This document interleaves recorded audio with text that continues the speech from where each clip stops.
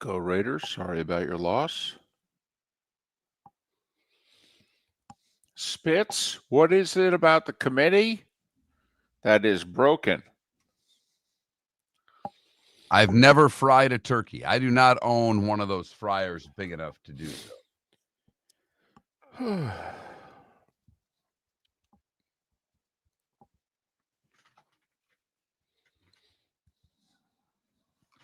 David, just got to let you know, I got to make more bread this weekend, too.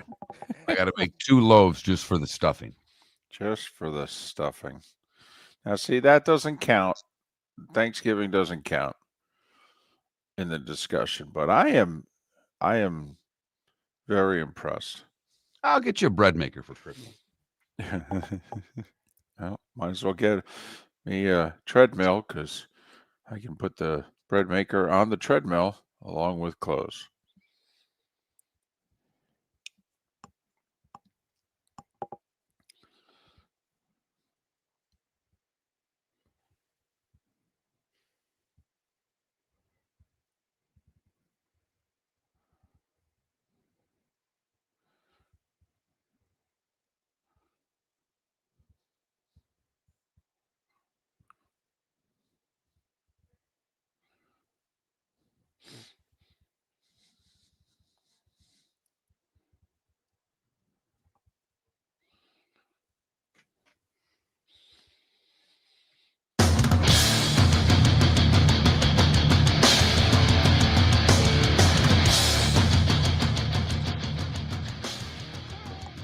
You're listening to Miller and Moulton, coming at you from the Floormeister Studios. Floormeisters, keeping it real.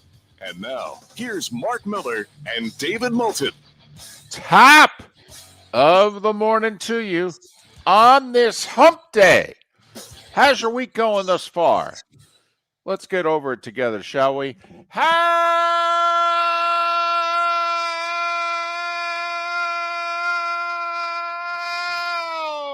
the heck are you, Miller and Moulton? MillerandMoulton.com. Miller_Moulton on X. See, I had to rein it in a little bit the last 2 days in Vegas. Even though I was in a nice hotel, there was somebody on the other side of me. Not on both sides of me, but there was somebody on the other side of me. So, I kind of tried to angle and yell at the other wall. But, it was 3 a.m. in Vegas. I was reining in a little bit. Not that one there, big fella. Not that one. No, I was going to say it sounds like a guy that slept in his own bed last night. Yup. Let's go. Let's go. Let's bake some bread. That's how fired up I am. How about get me a bread maker and let's go. It still has you baffled. I can't believe it. How many of you make your own bread? I'm like, it's never entered my mind. Okay, the only time I've ever seen it done was my grandmother for the French toast. Oh, it's amazing. What I wouldn't give for another one of those Sunday mornings. But man, I'm so impressed. I feel like such a loser when you guys inundated me with how many of you make your own bread. Man, I'm so impressed by it. I am. Well, I'm surprised you're impressed by it because, well, most of your meals consist of buns. I mean, you don't do a lot of bread. You do a lot of buns. I do a lot of bread. Yeah. I mean, buy a lot of subs. Right. A lot of subs, a lot of hamburgers. A lot of hamburgers. Yeah, that's true. You're right. I mean, come to think of it. Bagels in the morning. Right. Yeah. And, you can't compare a bun with bread, apparently. It's just like you can't compare a 2-loss team with another 2-loss team that played one another. Although they're getting closer. No? Well, they are getting closer, but the committee chair said they're not in the same tier. Right. they're not in the same tier Right. because one team lost to two unranked teams and the other team lost to the team that lost to two unranked teams, but apparently that doesn't matter. Right. Right. It's selective as to what losses count and for how much. Correct. Right. Much like Alabama. All right. Who does have a lot of impressive wins on their resume, but they also literally have the worst loss in, I believe, the top 25. So I'm telling you, Oklahoma beating Alabama that created a problem. It really did. It created a problem. And I'm surprised it's created this big of a problem because at the time Alabama lost to them, Oklahoma was 11.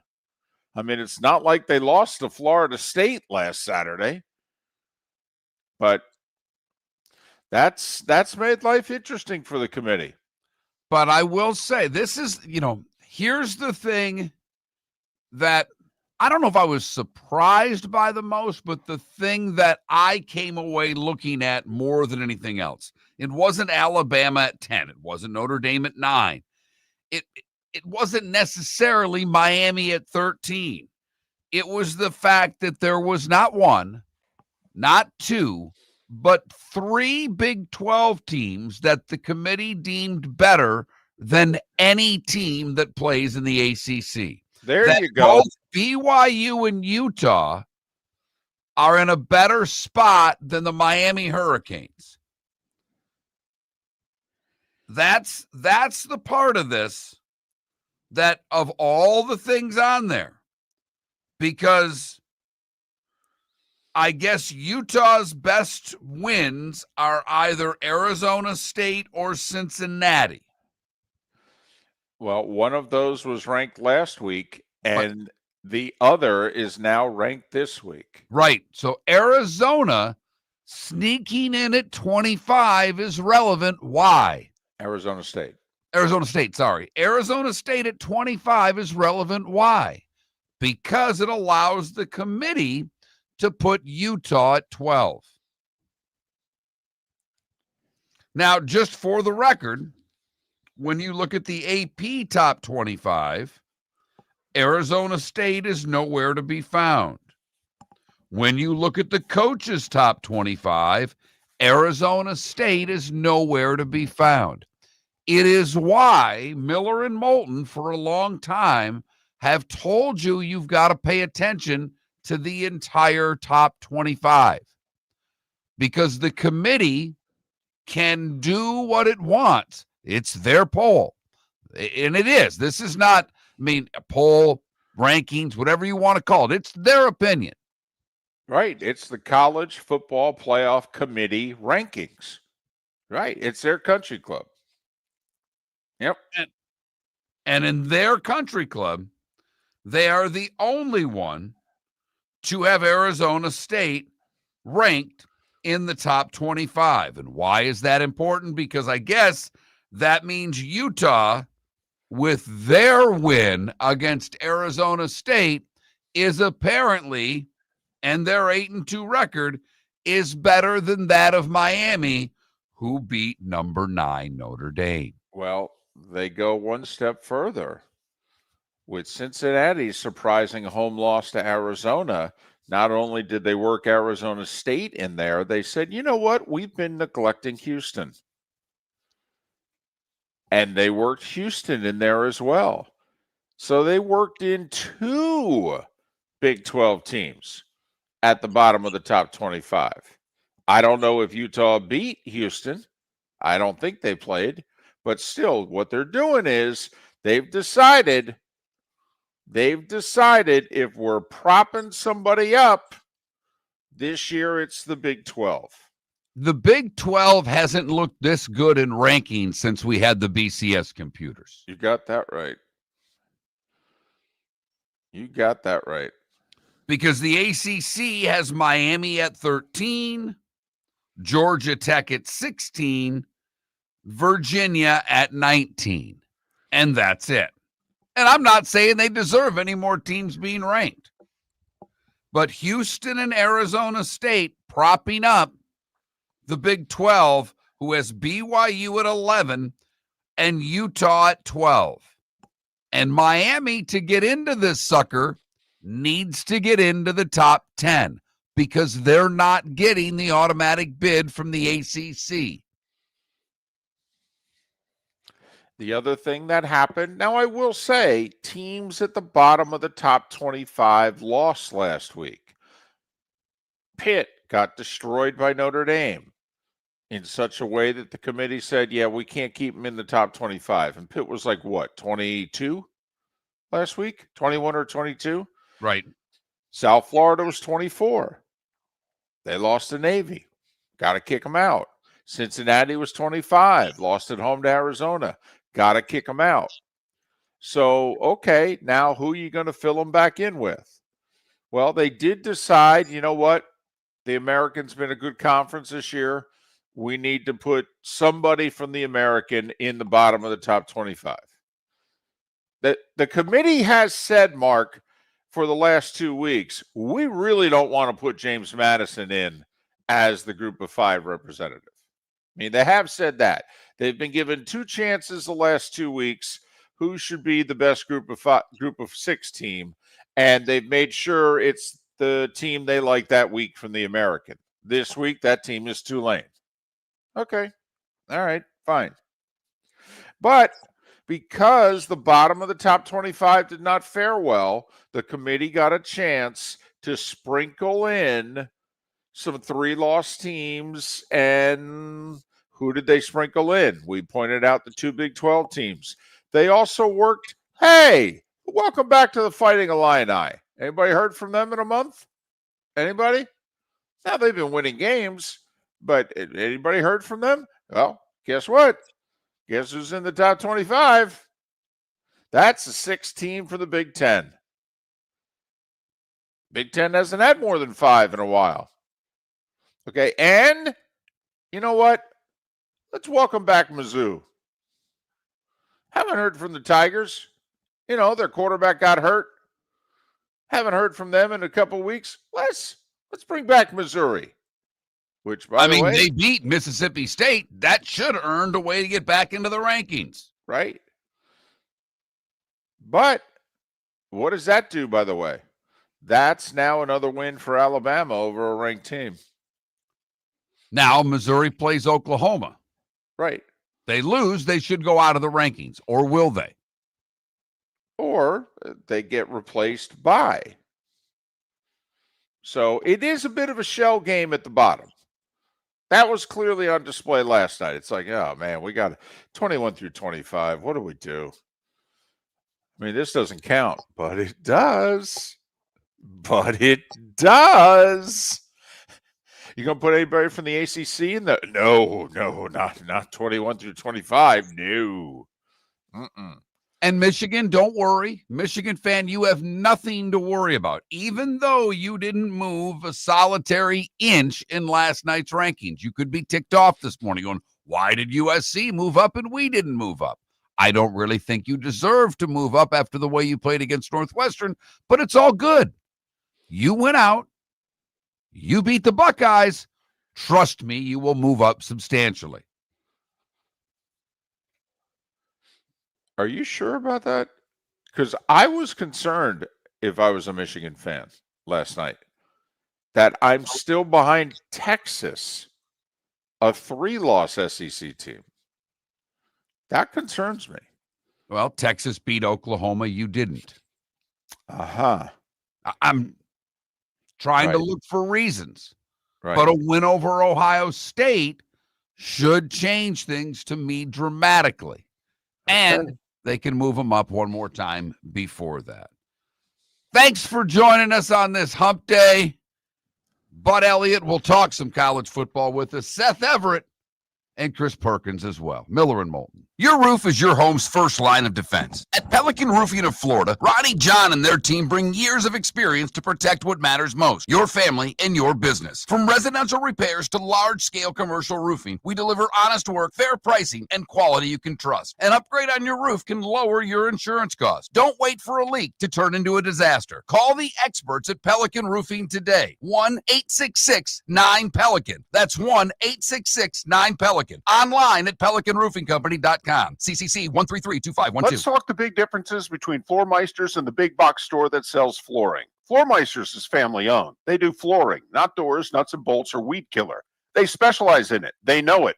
Floor Meisters backs their installer, so if there's ever an issue, good chance the boss, TJ, will come out and make it right. Floor Meisters prices beat the box stores every day of the week. When you think flooring, think Floor Meisters in Naples. Floormeisters.com. Real people, real prices, real quality selection. The Floor Meisters, just keeping it real. American Paint Supplies is your one-stop shop for all your coating needs and has been for 30 years. American Paint Supplies is also your #1 Festool dealer in Southwest Florida. If you are a builder, cabinet maker, painter, or power tool enthusiast, Festool craftsmanship can be found at American Paint Supplies. Celebrating 30 years of service, and Festool is celebrating 100 years of excellence. Come to American Paint Supply for a perfect pairing of service and expertise on 6100 Shirley Street, Naples, off of Pine Ridge, or online at AmericanPaintSupplies.net. The 2025 Industry Appreciation Awards in Fort Myers have wrapped up, but the celebration of business excellence continues, hosted by the Lee County Economic Development Office, Horizon Council, and Horizon Foundation. This annual event honors the innovators, job creators, and community builders driving the region forward. Visit industryappreciationawards.com to see this year's winners and learn how local businesses are shaping a stronger, more resilient economy for Lee County, building a better community through business, sports, and tourism. This is Miller and Moulton.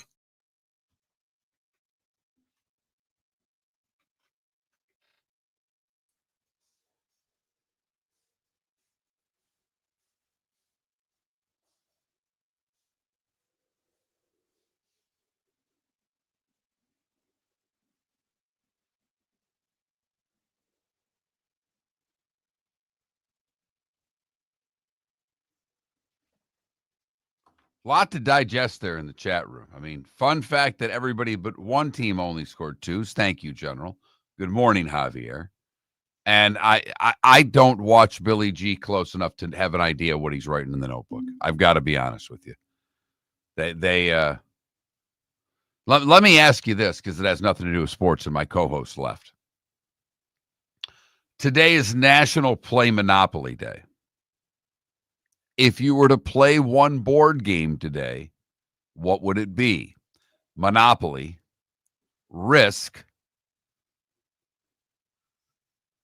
and then I'm at a little bit of a loss. I mean, if we were to go board games, where would you go?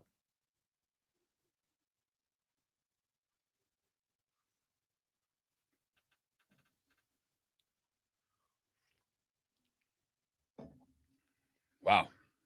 Didn't do much for you guys this morning. Gotta be honest. Wow, look at you go, Raiders. I was thinking life, Javier. Trivial Pursuit. Okay. I wouldn't consider Yahtzee a board game, Johnny Finger Lakes. It's a dice game, but I appreciate the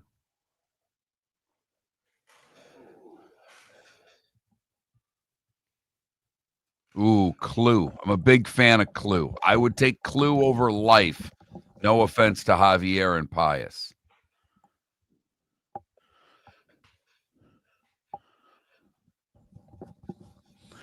We talking cereal, board games? What are we talking? You know, you're going to join the conversation this late. You're going to have to catch up.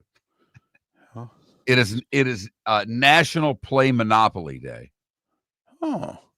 So I was going to have a board game question. I like it. And, Candyland, Tim, I've played a lot with the daughter. Now, I don't have grandkids, but I like Monopoly. I like Chutes and Ladders. I mean, we're not 3. Come on. Candyland and Chutes and Ladders, you guys either have young children or grandchildren. Chutes and Ladders. God dang it. That's funny. If we include Monopoly, it'll win overwhelmingly. Oh, are you sure? People hate Monopoly. Huh. Scrabble. I've seen Yeah, Scrabble is a board game. Clue I would put on there for sure. I'm with you, Weasel. I'm with you, Cavanbaugh. Clue is on there for sure. Trivial Pursuit, damn good game. I think that would win over Monopoly. Huh. I would go Risk, but that is, that's a me thing. I love Risk.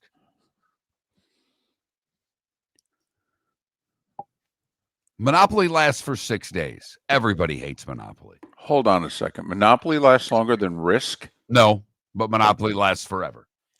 I mean, you love Risk, and you think Monopoly lasts forever? I think Risk is a better game. It's a great game. It takes months. Depends how many people are playing it. I will say, my daughter likes to play, mano a mano. It never takes that long because whoever starts seems to win.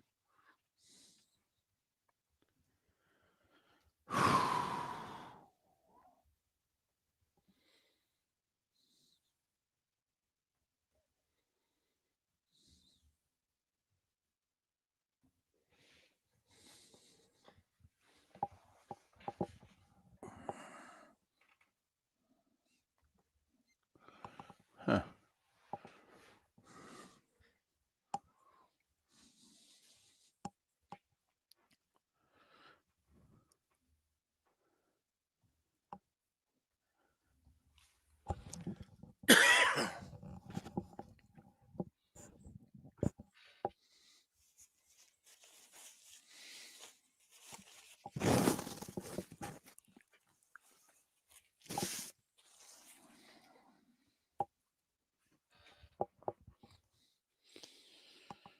Whew.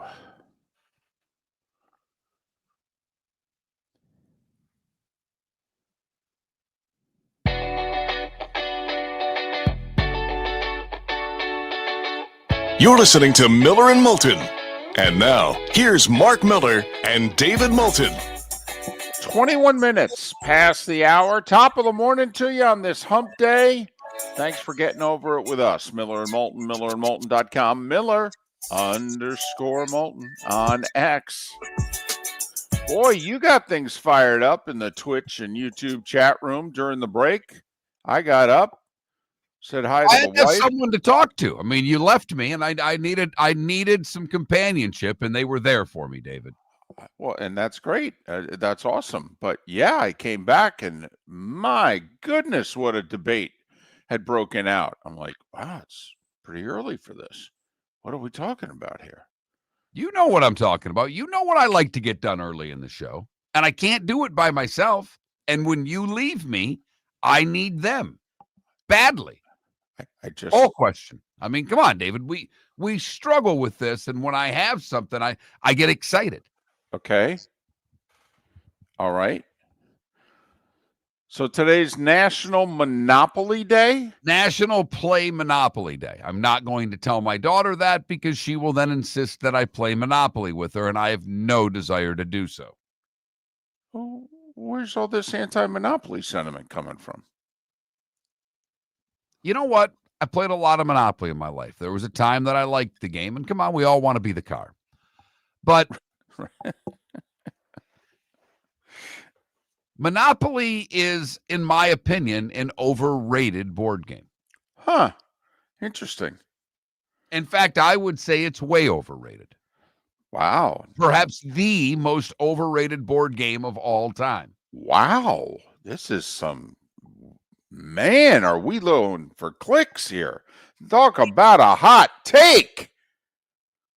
Whew. So I asked the Twitch and YouTube chat room, twitch.tv/Miller and Moulton, youtube.com/Miller and Moulton, what should be our 4 board games if we are going for your favorite board game. And because it's National Play Monopoly Day, Monopoly is going to get the 1 seed. It's right there. It's the first one listed. Okay.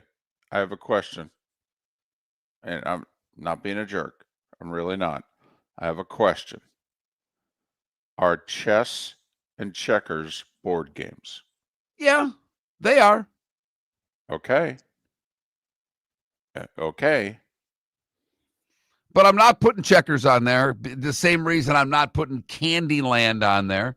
They're a little young for our audience. I think our audience is a little more sophisticated than Chutes and Ladders, Candyland, and Checkers.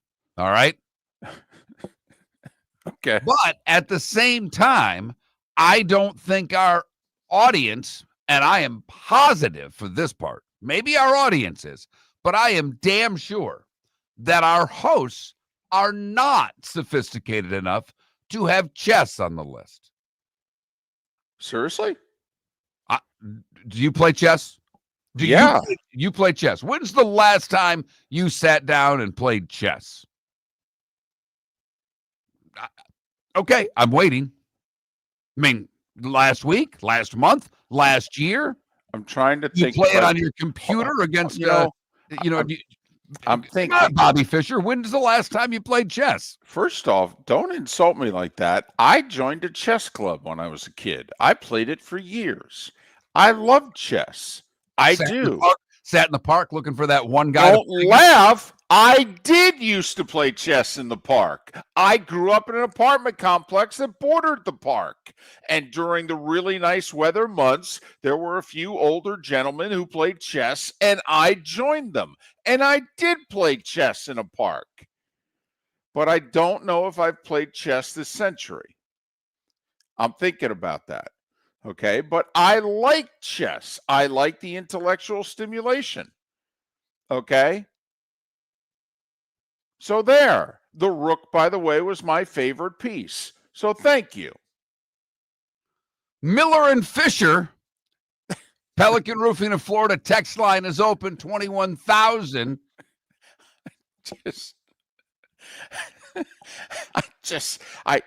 I want to know what it is about me that made you think that, the intellectual schlep over here, he didn't play chess. David, you know for a fact, I have said many times, you are the smartest person I know. I'm not joking around. I've never, ever met anybody that has more information inside their cranium, no matter how large yours may be. I was going to say, I have a big, the reason is you've never met anybody whose head is as big as mine. It's not true. That's not true. Freshman year in college, I lived in a dorm where a lot of the football players lived. Bill Johnson ended up playing for the Houston Oilers, defensive lineman. Oh. Bill came back to, I was downstairs in a dorm room with a couple of guys that I knew, and Bill came in late, and Bill was drunk. And Bill came in for some food. And Bill was munching on some potato chips, and we were talking. I said, Bill, what size helmet you wear, man? He goes, what do you mean? I said, what size helmet you wear? How big's that cranium, dude? And he's looking at me. I'm like, what size helmet? He's like, why? Because you got a big head, man. And Bill was I'm 5'8". Bill's 6'3", 6'4", right. 280 pounds. He could have eaten me instead of the potato chips without much of a problem. And he just looked at me and he went, 9. And I went, damn, that's a big head. That's a big head. That's a big head. Big head. By the way, I think Bonds' head, during the height of his steroids was bigger than that. That's true. It grew like 2 sizes during his major league career. So I apologize, David, for the intellect that is on the other side of the screen about your chess. Just because I don't make bread doesn't mean I'm an idiot.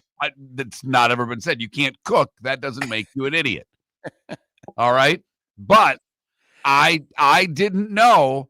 I knew that when you were a kid, you could not turn the television on because that was against the rules in Mom Moulton's house. Right. However, I guess you could go down to the park and play chess with the old guys. Yes. Mark, there was a time, which many of us joke about now, in which during the 70s and 80s, you could do things with strangers. In fact, in certain households, it was encouraged. We've changed radically, probably for the better in the last 40, 50 years. But yes, my mother did bat an eye when she came home from job number 1 or job number 2 or job number 3 and said, what did you do today? And I said, I walked down to the park by myself and played chess with the guys. And the guys were 3 generations older than me. and all lived in the park full time, but it was okay.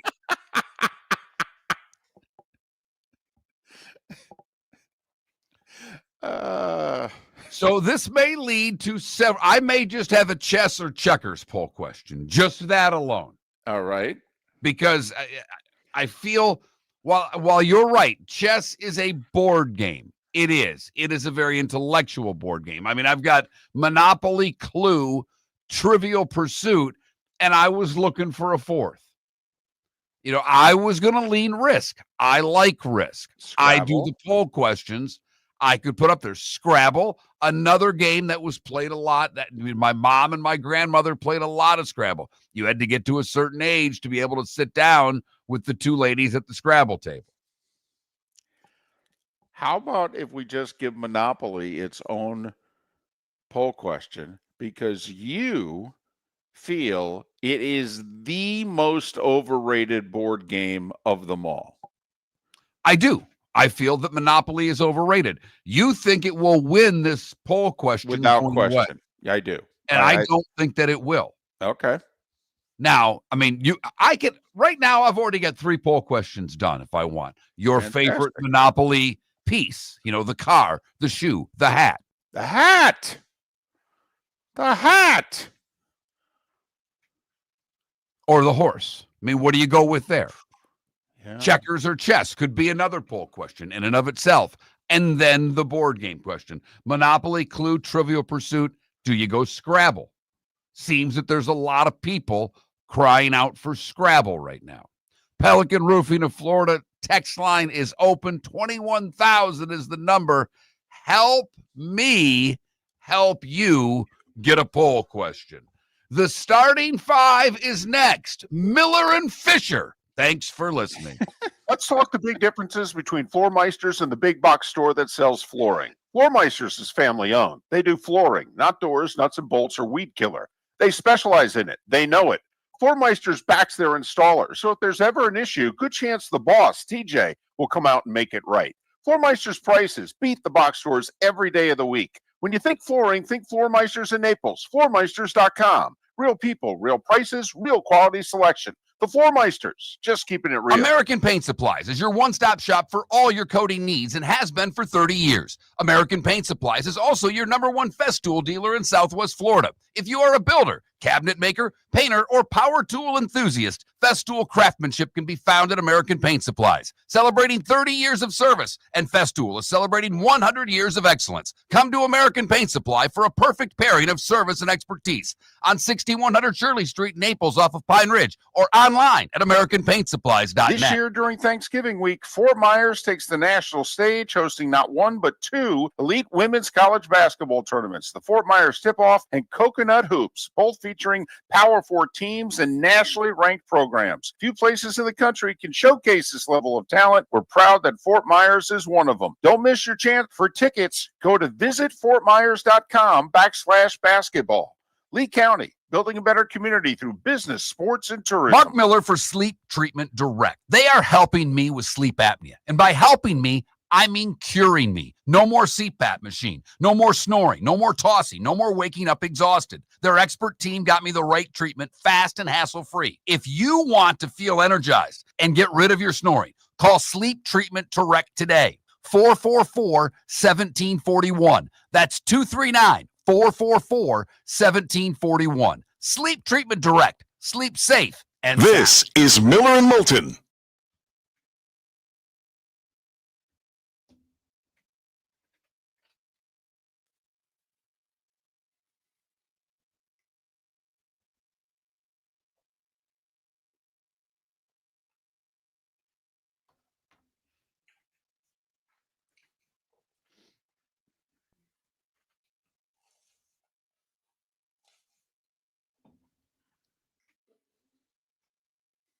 And Canada Relief, yes, we put 500 in free parking, even though that's not in the rules. And all of the fines go in the middle.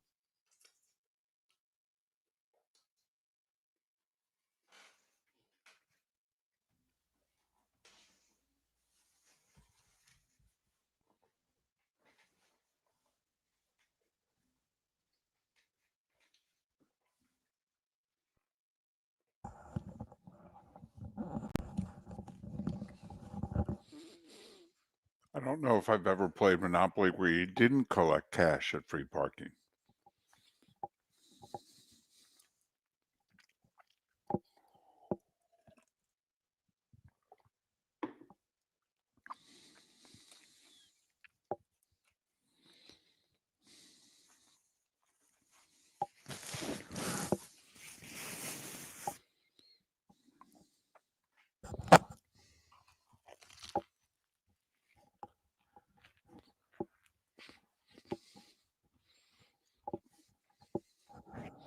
I agree, Johnny Mac. Nobody wanted to be the iron. I agree with you.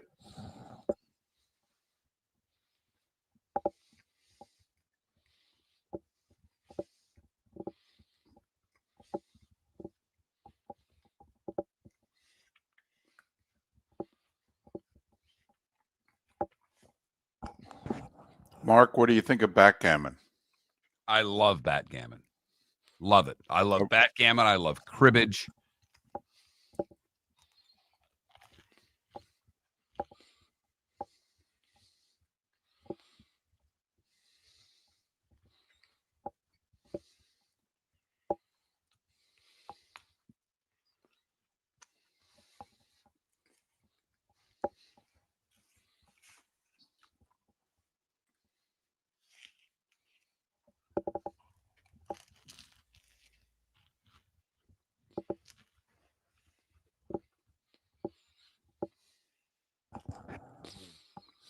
The Red Sox are Park Place, not the Dodgers? Really?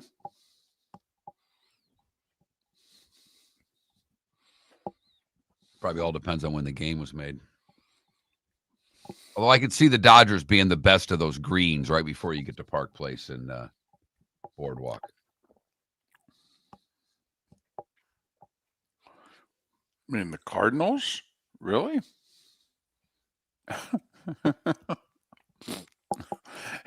We have nominations. That's a best of segment. Oh, already written down. That's why I didn't even deviate from the board games and stayed the hell out of sports the whole segment. I got a lot of segments I got to get done by Friday to get this all turned in for next week. So be good today, David.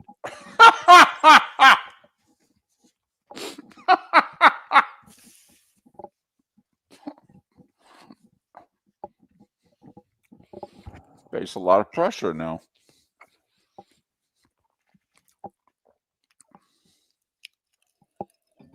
Either that or I got to figure out where the hell that Tim Brando's interview is.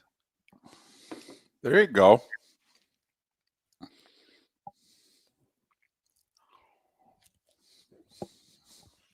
Yeah, Spitz, I noticed driving by the McDonald's nearest my home is that they've got a sign that says the McRib is coming, and then the coming's crossed out, and it said is back or something like that. Whatever. I love the fact that my daughter we drive by McDonald's. My daughter points, she goes, that's the bad food place. So great.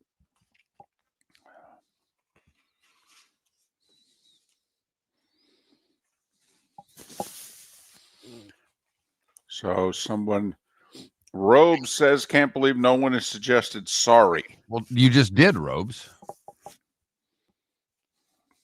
Not a bad game. I remember playing sorry. I wouldn't put it in my top 4.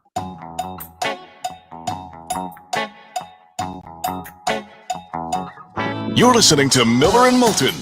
And now, here's Mark Miller and David Moulton. 22 minutes till the top of the hour.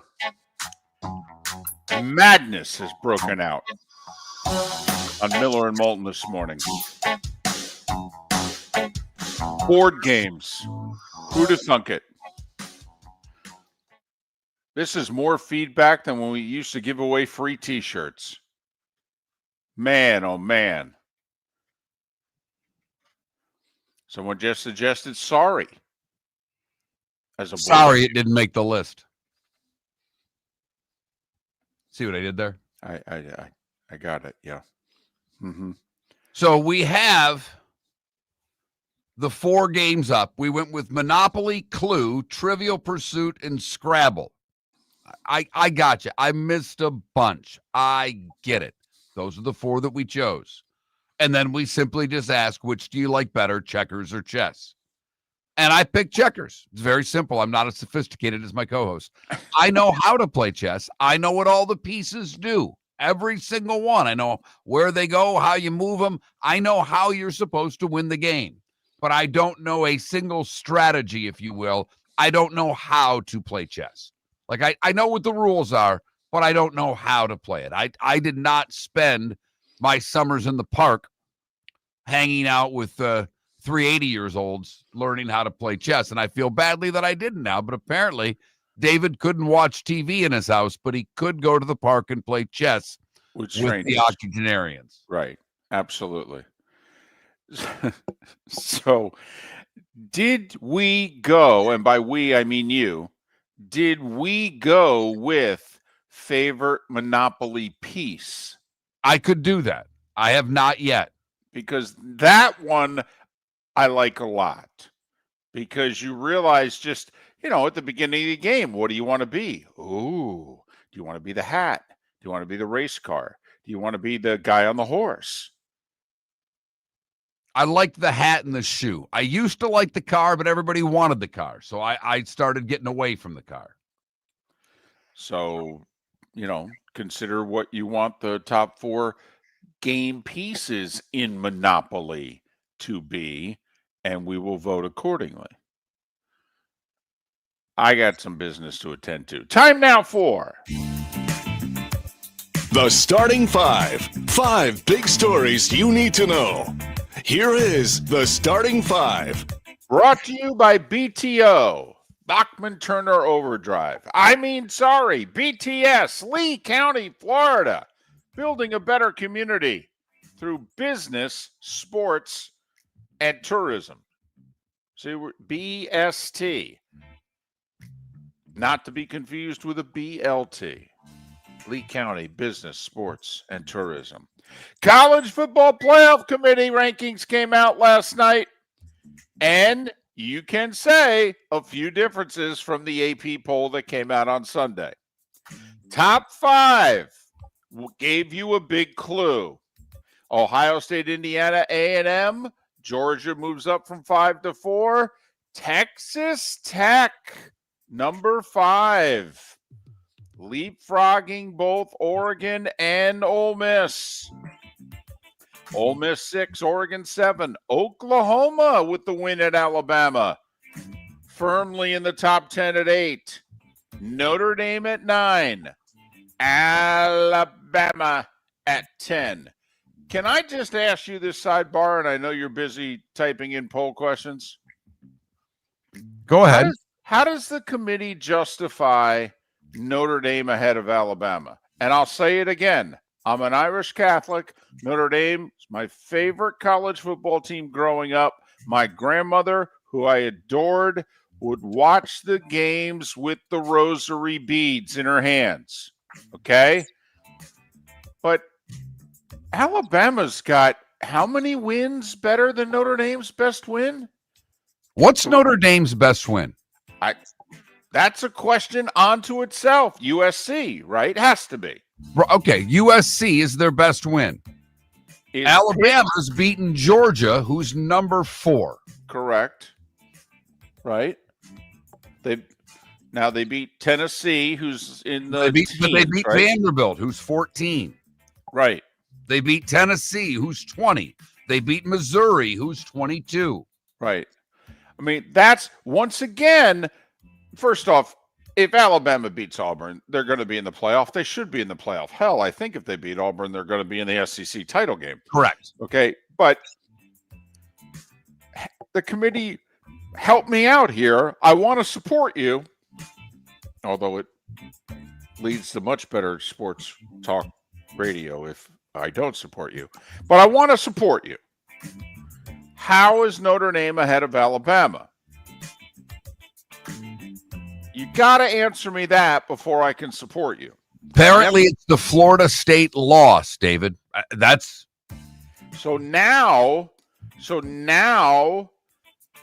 it's the quality of the losses that means more than the quality of the wins.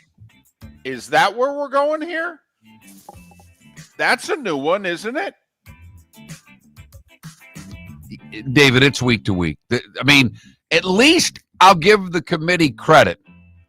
They could change everything this past week from the week before because they have a new committee chair. Correct. Who's from Arkansas. The old guy was from Baylor, right? Right. Yeah, he may lose his job at Baylor. So Yes, he may. So he had to, step away from the committee. Meanwhile, the Arkansas guy's like, can we hurry this up? I've got a football coach to hire. BYU 11, Utah 12, Miami 13. We said one of the key parts to the committee's poll was how many teams could get ahead of Vanderbilt. Vandy's 14. So 2 Big 12s, not including Texas Tech because that's obvious. 2 wild cards, if you will. BYU and Utah, and Miami, the highest ranked ACC school at 13, which is funny because they're like in 6th place in the ACC standings. Vandy is the 6th SEC school in the top 14. USC 15, Georgia Tech 16. We mentioned them along with Michigan at 18. Why? They have got monster games coming up either this week or the following in which it could dramatically alter what the rankings look like. USC at 15's at number 7 Oregon this week. Georgia Tech will play number 4 Georgia, Mercedes-Benz Stadium. And Michigan will, of course, host number 1 Ohio State in a week and a half. Tulane's the highest-ranked group of 6 school at 24. 9 SEC schools in the ranking because Mizzou's back in at 22. 6 Big Ten schools in the ranking because the Illini are back in at 21. The Big 12 got 5 because they threw Houston in at 23 and Arizona State at 25. And the ACC has clearly been told by this committee, you guys suck. And it will take a cataclysmic event for you to get 2 teams in this playoff. You have just 3 teams ranked in the top 25. So there. Lane Kiffin went on the Pat McAfee show and denied that he was given an ultimatum by Ole Miss. Take it for what it's worth. 3 action games last night. Akron ended their season with a 1916 win over Bowling Green. Bowling Green has 1 game left, and it's a biggie. It will determine whether or not UMass goes 0 for the season. UMass fell to 0-11. The Bobcats of Ohio beat them 42-14. Western Michigan picked up their 7th win of the year. They beat Northern Illinois 35-19. It was a nice win. They were down 13 spit and came back. They're going to represent the MAC in the conference title game now. I think that guarantees it with their win last night. Yeah, what are they, 7-1 or 6 in the conference? Yeah. Jamar Chase, that 1 game spitting suspension was upheld. I mean, they had the video. I know he said I didn't do it. They're like, roll the videotape. So he will not play this coming Sunday when the Bengals take on the Patriots. CJ Stroud out again with the concussion. Texans and Bills Thursday night in Houston. That's tomorrow. Mike Tomlin says Aaron Rodgers does not need surgery on his broken left wrist. His status, however, TBD. Boy, if you're a Bears fan, okay, do you start to think that this is maybe our year if we don't get to face Aaron Rodgers this Sunday because the Bears host the Steelers? First off, I did not realize this, Mark. The Steelers are like 1-9 all time in Chicago. It's amazing. They won with Cowher and Bettis in the mid-90s. Otherwise, I guess it's a house of horrors for the Steelers. Did not know that. But considering how much Aaron Rodgers owns the Bears, if you're a Bears fan and Rodgers can't play, don't you start to look around and go, wow, it's starting to line up for us this year. Starting to line up for us this year. NBA, 6 games. And I'll start with this one. LeBron James made his season debut last night. This is year number 23. I know a lot of you don't like him. 23 years at the level that he's played at. Got to give it up to him. Lakers behind 11 points, 12 assists from LeBron. Oh, yeah, and 37 points, 10 assists from Luka. Beat Utah 140-126. Orlando at 6 in double figures, and they won without Paolo over Golden State 121-113. Steph with 36 in the loss. The Pistons have won 11 in a row, their longest winning streak in 18 years. They beat Atlanta 120-112. Celtics above 500 for the first time this year. They beat Brooklyn 113-99. Nets are 2-12. Phoenix 127-110 over Portland. The Spurs without Wemby beat Memphis without Ja 111-101. College hoop. We had some good games last night. 5th-ranked Duke, or at least on paper, good matchups. 5th-ranked Duke handled Kansas 78-66. Your Spartans took it to Kentucky. Well, when you shoot 22% for the year from behind the arc and you make half of your three-pointers in a game, that helps. Michigan State ranked 17th, not for long. They beat 12th-ranked Kentucky 83-66. North Carolina, UCLA, other winners. Remember, Michigan State, North Carolina, next week in Southwest Florida. Get your tickets. Get your tickets. Arkansas had to come from behind, score the final 6 points of the game to beat Winthrop 84-83. Arkansas was a 23-point favorite, and they won by 1 at home. And Winthrop had the ball with the shot to win the game and missed it. George Mason over Jacksonville by 22. FIU a winner by 24. Florida State beat Tennessee Martin 87-73. 8 NHL games last night. Lightning looked good. Got a hat trick from Getzel. Vassie with 31 saves. 5-1 Tampa Bay over New Jersey. Islanders beat Dallas 3-2. Vegas beat the Rangers by the same score. Your Wings doubled up the Kraken 4-2. Another one of your young guys. This Nate Danielson with a goal and a helper. Yep. Toronto 3-2 in overtime over St. Louis. They snap a 5-game skid. Nylander with the game winner. Winnipeg 5-2 over Columbus. Bedard with a hat trick. Chicago 5-2 over Calgary. San Jose 3-2 in overtime over the Mammoth. An interesting baseball trade went down yesterday. Orioles and Angels.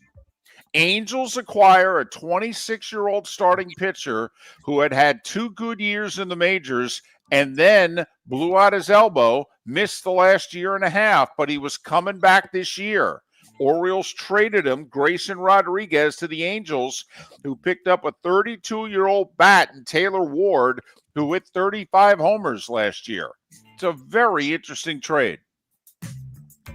Soccer, last appearance for the U.S. men's national team of 2025. And they were missing a couple of their stars. And they pounded Uruguay 5-1. Probably the most impressive performance they've had under their current manager. Nice way to end 2025. And it's 7 minutes before the hour mark. That was the starting 5.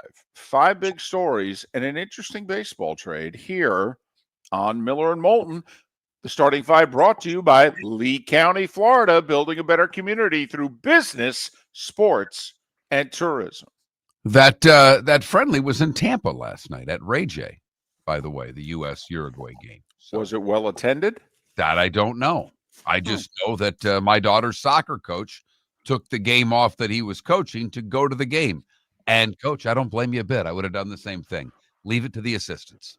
Miller and Moulton, thanks so much for listening. Football season is back, and celebrate your game day with Jimmy the Beef Guy. We're talking tender, juicy Chicago beef sandwiches. Whether your party's for 10, 100, or 200, bring game day to your house with Jimmy the Beef Guy. The catering packages come with the beef, the gravy, the peppers, the bread, everything you need. 2 convenient locations, Fort Myers and Bonita Springs. Skip the ordinary and bring the beef. Jimmy the Beef Guy, Chicago flavor, Southwest Florida style. Call today or visit jimmythebeefguy.com. Tell him Miller and Moulton sent you.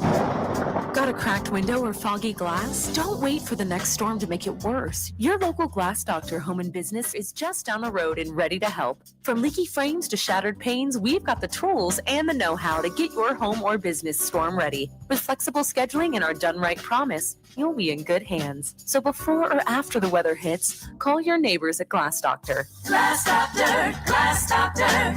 Call the Glass Doctor, we fix your pains. Oh yeah. Let's talk the big differences between Floormeisters and the big box store that sells flooring. Floormeisters is family owned. They do flooring, not doors, nuts and bolts, or weed killer. They specialize in it. They know it. Floormeisters backs their installer, so if there's ever an issue, good chance the boss, TJ, will come out and make it right.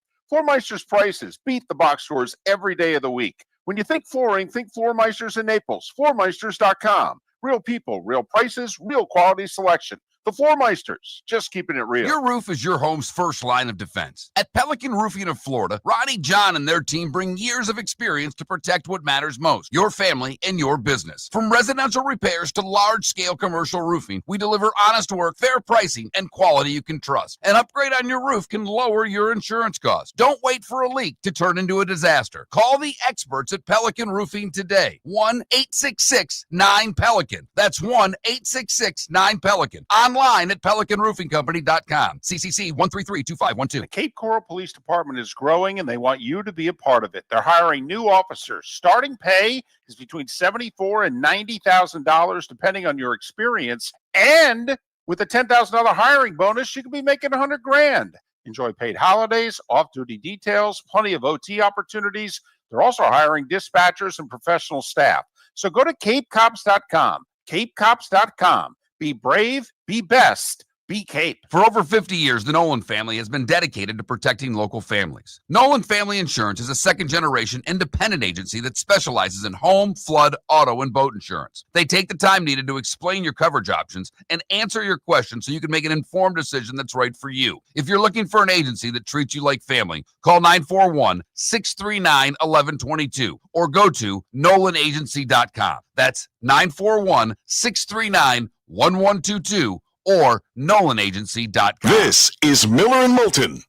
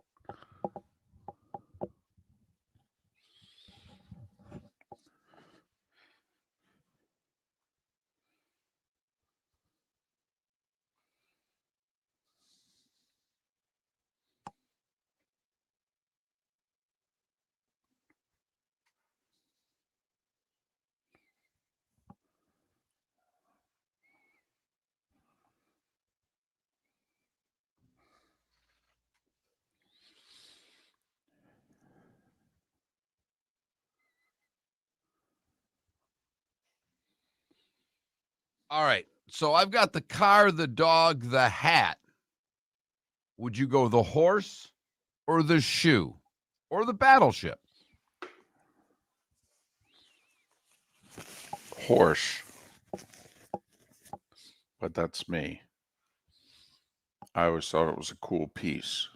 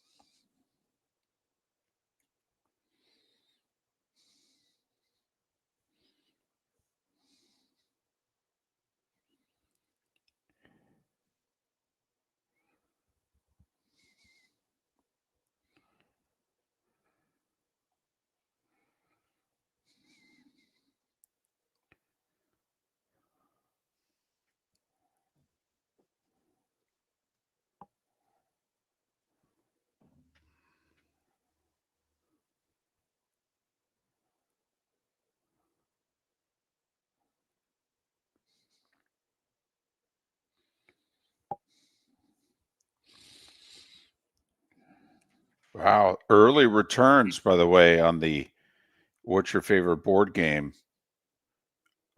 They're all within 4 percentage points of one another. I mean, light voting so far, but wow. Good question.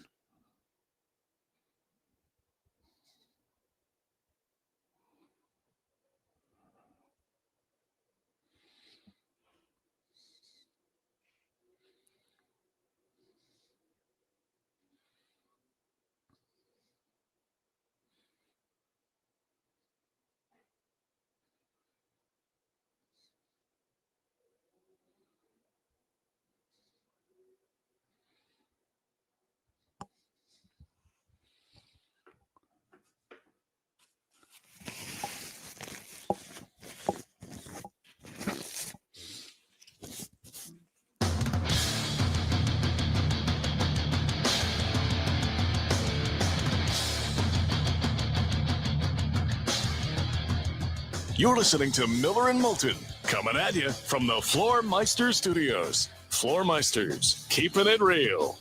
And now, here's Mark Miller and David Moulton. Hour 2 of Miller and Moulton on this hump day. Getting over it together. Thanks so much for being with us. Seth Everett in an hour, Bud Elliott in about 90 minutes, Chris Perkins to begin the Diamond District bonus hour here on Miller and Moulton, millerandmoulton.com, Miller_Moulton on X. And what a first hour if you've missed it. You'll want to go to millerandmoulton.com and download it. Yeah, well, we went somewhat in depth on the College Football Playoff Committee rankings, and I'm sure we'll go there again this hour. But let me tell you, board games have taken over the show because today is National. Is it technically National Play Monopoly Day? All right, so it's not National Monopoly Day. It's National Play Monopoly Day. Yes.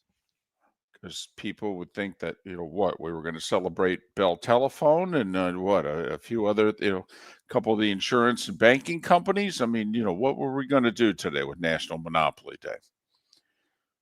But I digress. So we have a board game question with your choices being Monopoly, Clue, Trivial Pursuit, and Scrabble. Close voting, changing by the second. Literally. All four getting very similar numbers. Wow. That's a good question then. The intellectual audience that's up at 6 a.m. voting chess over checkers, hanging out in the park with one David Moulton. Yes. Playing chess with strangers. I did during my formative years. It probably explains a lot. It worked well for me, and it worked well for my mother, who just needed me occupied while she worked one of her 3 jobs. And I envy those of you that play chess and understand it. Like I said, I know what all the pieces do. I know what the object of the game is. I suppose there could be a way I would luck into a win, but I don't know any strategy. And I know there are a lot of different ways, you play the game. Will say, I think it was on Amazon Prime, may have been on Netflix, The Queen's Gambit. Great little miniseries. Just for what it's worth. Had a chess theme to it. Terrific show. Right. And then finally, because it is National Play Monopoly Day, what's your favorite Monopoly piece? The car, the dog, and the hat are your big 3. I even looked up some rankings of pieces to try to find out what to put forth. And, could have been the horse. It could have been the boat. It could have been the shoe. David said horse. I went with him. We went horse. So far, none of you give a damn about the horse. Not many of you give a damn about the dog. It's either the hat or the car. But those are your choices. That Mark Miller, the David Moulton, Miller_Moulton on X. If you are not on X and you want to chime in, well, that's where the Pelican Roofing of Florida text line takes over. 21,000 is the number. 21,000. If you've never texted the show before, or if it's been a long time, text the keyword Miller, because if not, there's a guy up in Michigan that doesn't know what the hell's going on getting text about things he doesn't understand. All right. Let me put you on the spot. So your thoughts on the playoff rankings committee? All right. Do you have a problem with the top 5? No, I don't. I believe, however, that if Texas Tech wins their remaining games, including a rematch with either Utah or BYU, if BYU were to somehow, and I don't see how BYU doesn't play, I think they'd have to lose both to not play in it, because if they end up with the same record as Utah, they beat Utah. So I think, David, that when it's all said and done, Texas Tech's going to end up, if they win out, I think they'll be the 4 seed. Well, I think that's what the committee had in mind, making sure they put Texas Tech in the top 5 now. That they're setting up that unless Georgia gets in the SEC title game, and right now they're out. Yeah, they would need Auburn to beat Alabama. And I don't know a Georgia fan out there that's rooting for Auburn to beat Alabama. Georgia's content with being the 5. They are. So the committee is set up. There's a bunch of 2-loss teams in the Big 12, but how I have it stacked up in front of me is Utah's listed as the 3rd place team. So BYU, if they lost, I don't know if that would throw a wrench in this thing and somebody else somehow, some way would jump up.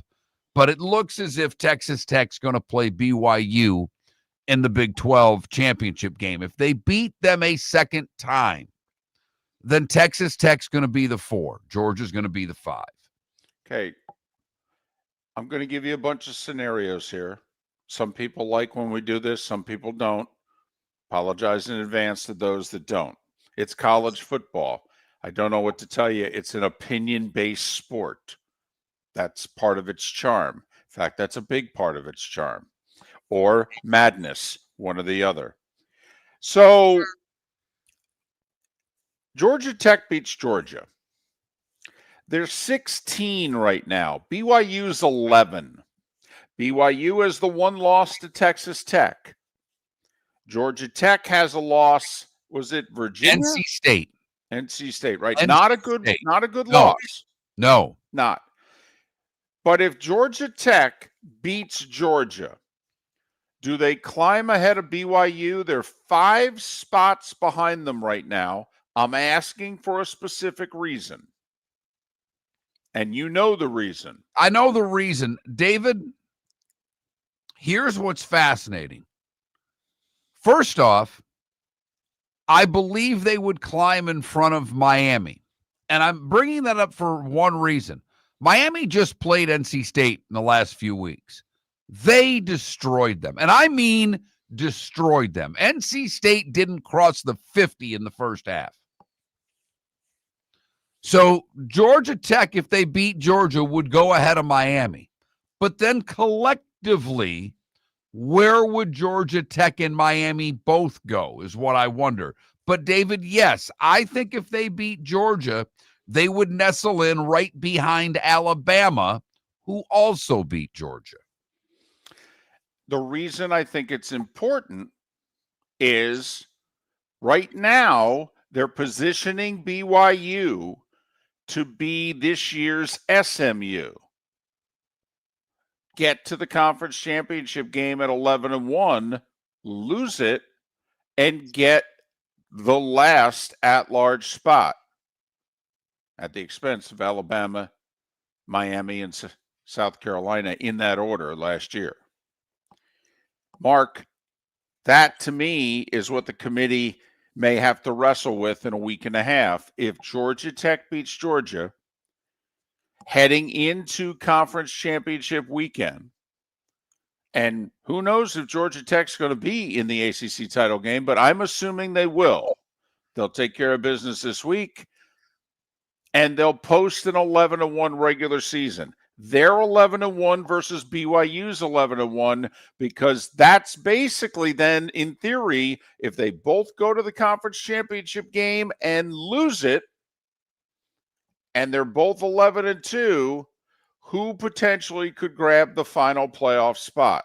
Georgia Tech would be ahead of BYU, and they should be, because BYU does not have a win that's as good as what Georgia Tech would have. But then again, this year the committee doesn't seem to value wins. They value losses, hence Notre Dame being ranked as far above Miami as they are. Which would then be interesting, by the way. Could the committee have Georgia Tech ahead of BYU heading into the conference championship games? Think about it.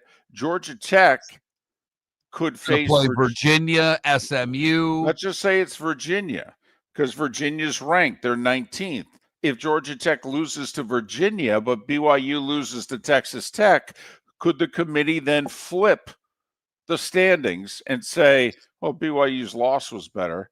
Georgia Tech was favored in the game they lost. They don't deserve an at-large. Just throwing that out there. Okay. By the way, Georgia Tech hosts Pitt this week. They're a 2.5-point favorite. The Alabama-Notre Dame thing bothers me. Bothers me a lot. How in the world can Alabama be below Notre Dame? Yes, worst loss in the top 25, without question. No, I would say the Georgia Tech NC State loss is just as bad as Alabama losing to Florida State. Ooh, okay. I would. Sorry. I mean. All right. Okay. I would argue it, but doesn't the they have the same records. North Carolina State's lost one less in-conference game because they've played one less in-conference game. But anyhow. How do the 8 straight wins that Alabama's had against, 5 of them ranked teams? Right. And I'm talking ranked teams now. Okay? At least 4 of them are against ranked teams now. Okay? Notre Dame's won 8 in a row also. I believe only one of them is against a team that is ranked today. Which surprises me in this area. They could have snuck Navy in the bottom of the poll, David. Yep. They put Tulane there. If you're trying to prop Notre Dame up, and let's be honest, the bottom of this poll is done to prop up who they want to prop up. They could have put Navy in instead of Tulane. Yes, they could have. But to your point, David, they have beaten Georgia, Vanderbilt, Missouri, Tennessee, and I think that's it as far as ranked teams. Yeah, ranked teams now. Of course, they have 1 or 2 teams they played when they played them. They were ranked, but they've helped knock them out of the poll. But so, and the reason I say that is because I believe if we do the mathematical equation right now, we get 5-3, 1-1-1-1. Big 12 gets 1, ACC gets 1, Notre Dame has a spot, and the group of 6 gets 1. Alabama right now is the last team in the tournament. I don't think Alabama should be on the bubble. And that's how I'd be arguing in that room. I'd go, listen, guys, we got to flip Alabama and Notre Dame. We got to put Notre Dame on the bubble. Come on now. Come on now. And what's fascinating, we haven't even brought up the Big Ten yet, but if USC beats Oregon this week, where are they going to put the Ducks? American Paint Supplies, celebrating 30 years in Naples, is proud to be the exclusive Farrow & Ball dealer in Southwest Florida. The best thing to come from the UK since the Beatles, Farrow & Ball has the colors and paints at American Paint Supplies. See why all the designers and painters choose Farrow & Ball. For 30 years, American Paint Supplies provides the perfect pairing of service and expertise. On 6100 Shirley Street in Naples off of Pine Ridge, or online at AmericanPaintSupplies.net. American Paint Supplies is your one-stop shop for all your coating needs. Let's talk the big differences between Floormeisters and the big box store that sells flooring. Floormeisters is family owned. They do flooring, not doors, nuts and bolts, or weed killer.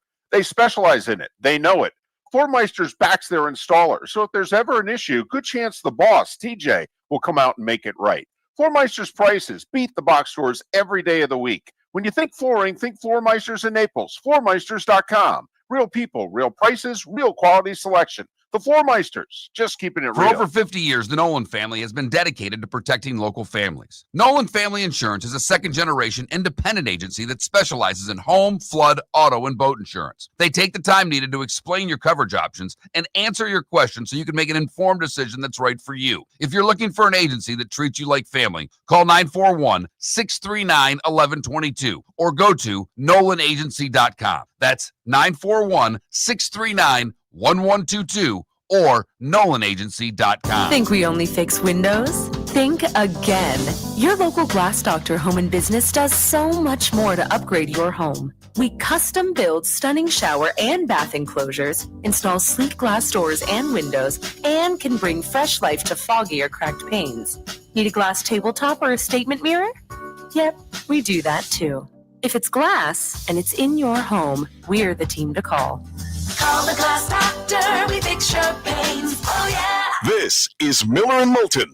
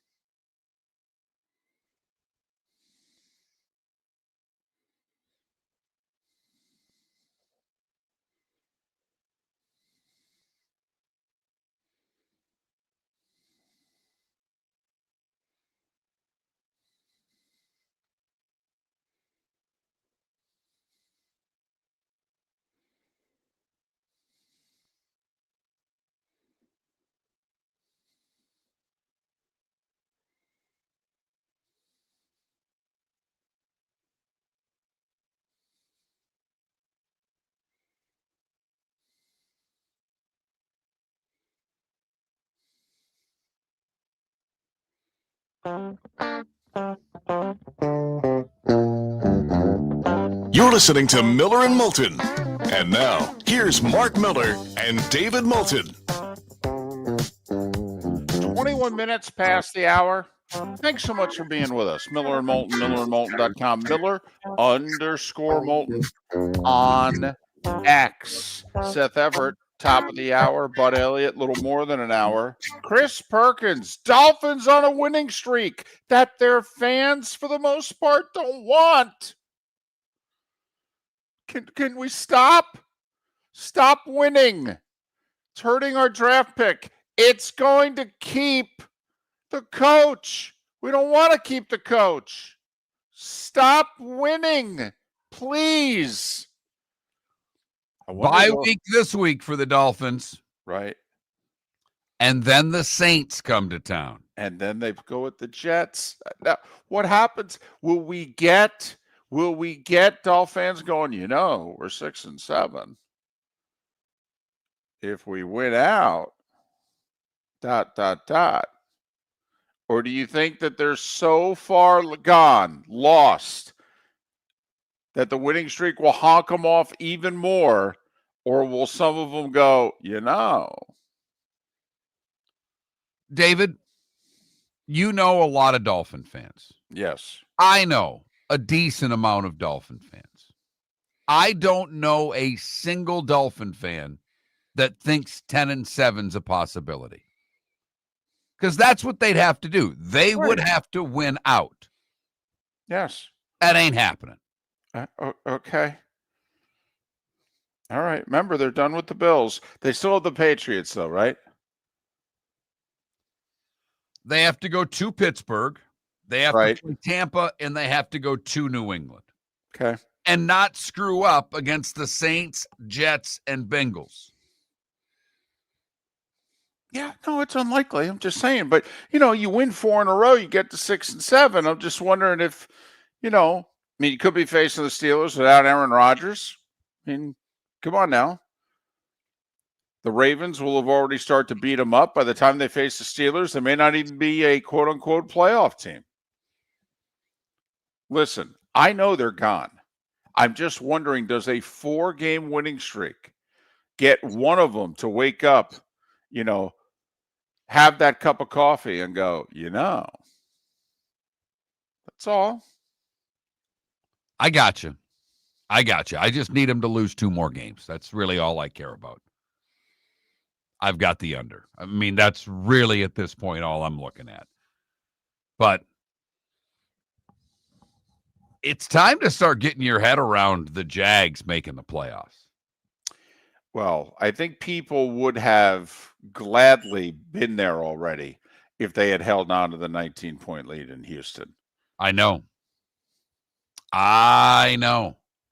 But this week, put it this way, David, and by no means is there anything close to a guaranteed win for a team named Jacksonville. But if they can go on the road and beat Arizona, they're a playoff team. They've got a lot of things going for them. Beating the Chiefs, beating the Chargers. Those are 2 important wins when you get down to the tiebreaker scenarios if there's a bunch of 9-8 or 10-7 teams in the AFC. You did mention the scenario, though, earlier in the week, which I was not taking into consideration, which does need to be talked about. What if the Steelers go 10-7? Maybe it's not good enough to win the North, but is it good enough to get ahead of Kansas City and or Jacksonville? And you're right. That is one that would change things. But because Pittsburgh right now is 5-2 in conference, the Jags are 4-2. So you're right. It's worth paying attention to. Because Pittsburgh, the problem for Pittsburgh is 2 with the Ravens, 1 with the Bills the rest of the way. I mean, that's just in conference games that they won't be favored in any of those. But, and you know this because you're married into a Pittsburgh sports family and you have Steelers season tickets, the Steelers and Ravens split every year. So even though we think Baltimore, now that they're getting healthier and Rodgers is going to have a broken left wrist that he's playing through for weeks, somehow, some way, Mark, the Steelers and Ravens split. So I'll give them 1 and 2 in those 3 games. You add that onto the current 6 and 4. We're playing the schedule game with the Steelers here in a second. They're 7 and 6 with 4 games left. They need 3 of them. Can they get them? At the Bears this week. Not easy. Home for the Dolphins on a game that may get flexed out of Monday night. But say they lose to the Bears and beat the Dolphins. Then they're 8 and 7. They need the other 2. Who are they? At Cleveland's one of them. Okay. But the other one's at Detroit. So right now, we probably have the Steelers going 9 and 8. Right. Okay. I will say, if we actually think the 7 seed is going to go to a 9 and 8 team, then we have to start looking at conference records. Like we have them losing here to the Bears and to the Lions. Wouldn't hurt them in an AFC tiebreaker. Nope. You're right. You're right. The Jags at the Cardinals this week, at the Titans next week. The Jags is really simple to me. You have to beat the Titans twice. You have to beat the Jets at home. And you got to find one more. And out of the one more is at the Cardinals, 2 with the Colts, and at the Broncos. So they have to win this. They have to win this one. I think they've got to beat the Cardinals. If they beat the Cardinals, I see the path to 10. Because you go Arizona, the Jets, and you have to sweep the Titans. Right. Which is not easy. It's a division opponent, and that's tough to do, even against a bad division opponent. Ask Carolina. They've already lost to the Saints. Right. That game will come back and bite them in the tuchus. It is right now. They'd be in first place right now in the NFC South if they had just beaten the Saints at home. Right? Aren't they 6 and 5? Yes. Bucks are 6 and 4. They'd be 7 and 4. They'd be a half a game ahead of the Bucks. Correct. So I will say, though, look, do I think the Broncos are better than the Jags? Yeah, I do. But hell, I thought the Chiefs were better than the Jags. I thought the Chargers were better than the Jags. And we certainly thought the Niners were better than the Jags, and they went to San Fran and beat them. So I'm not going to put it past the Jags to get the Colts once or, get the Broncos. At this point, nothing Jacksonville does should shock anybody. Lose to a bad team? Sure. Beat a good team? Why not? That's been who the Jags are this year. Boy, every scenario we're bringing up, it's assuming that the Chiefs are not going to make the playoffs. I mean, are we ready mentally to go there? I think there are a lot of football fans out there who are ready for it. Do you know who's not ready for it? CBS. I mean, really? We don't have the SEC anymore, and now you're telling me Mahomes isn't going to be in the postseason? What the hell is going on? No wonder Sean McManus walked away from the presidency and gave it to David Burson. He knew what was coming down the line. That's funny. And I was listening to some people talk about Houston as a viable playoff team. If they are, they're going to have to beat some really good teams because they've got 2 with the Colts. They've got the Bills. They've got the Chiefs. They've got the Chargers all still on their schedule. Yeah. So, and right now they have no CJ Stroud. Right. I mean, come on now. Let's get it together. Houston's not a playoff contender. Unless they win tomorrow night, then we got to take them seriously.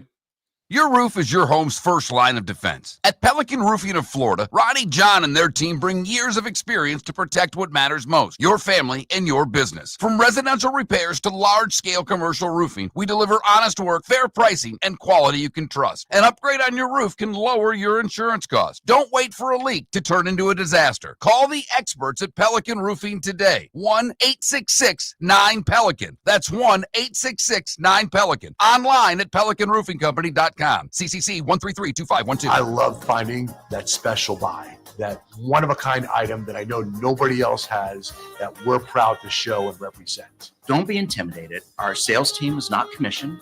They're here only to be here for you. They're here to educate. They're here to listen to you, listen to what your needs are, and help you find the perfect diamond and marry it with the perfect ring.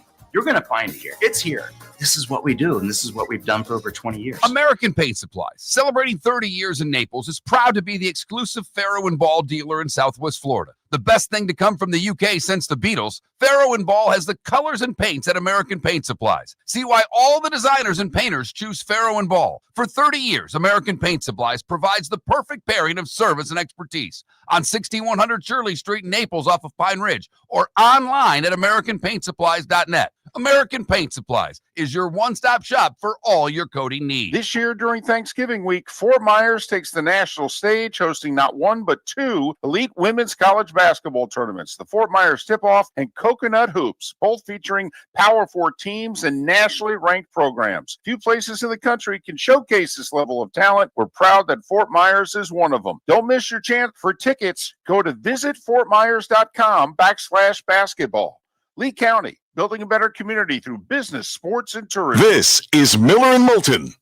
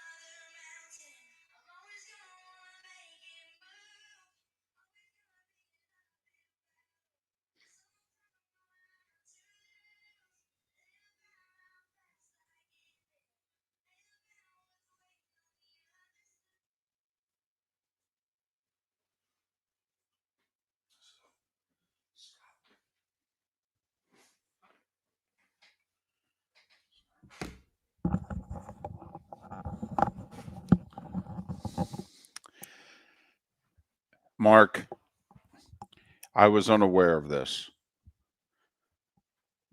So apparently a huge soccer match was played yesterday and Scotland won it Yeah, they made the World Cup. They beat Denmark, I believe. 4-2. So I just stumbled upon the two radio calls. Yeah. They are amazing. Okay. Are they on X? Do you want Yeah. to play them? Yeah. Sure. You want me to send it to you? I want you to just tell. Well, it's not that easy, David. BBC Sports Scotland. On X, it's BBC Sports Scott, SCOT.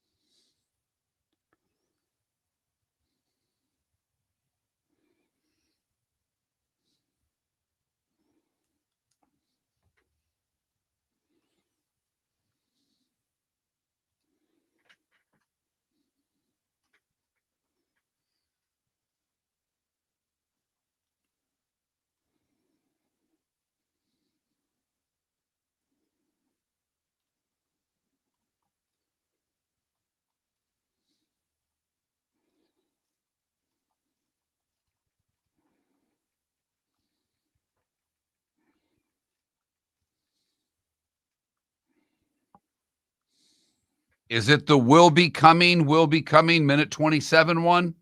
No, that might be television. Okay. Is it sound on?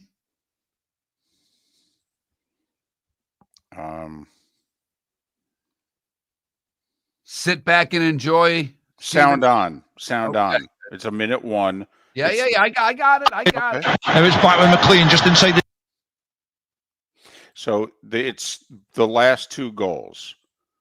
It's 2-2 when this is picked up. I've got it if you want it.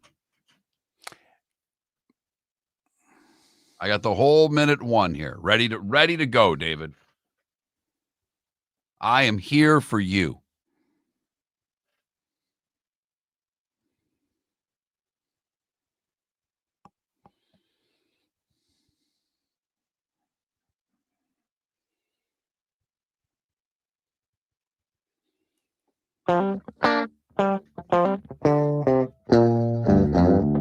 You're listening to Miller and Moulton. And now, here's Mark Miller and David Moulton.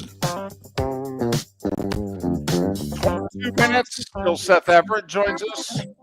Bud Elliott will join us an hour from now. We're a little over an hour away.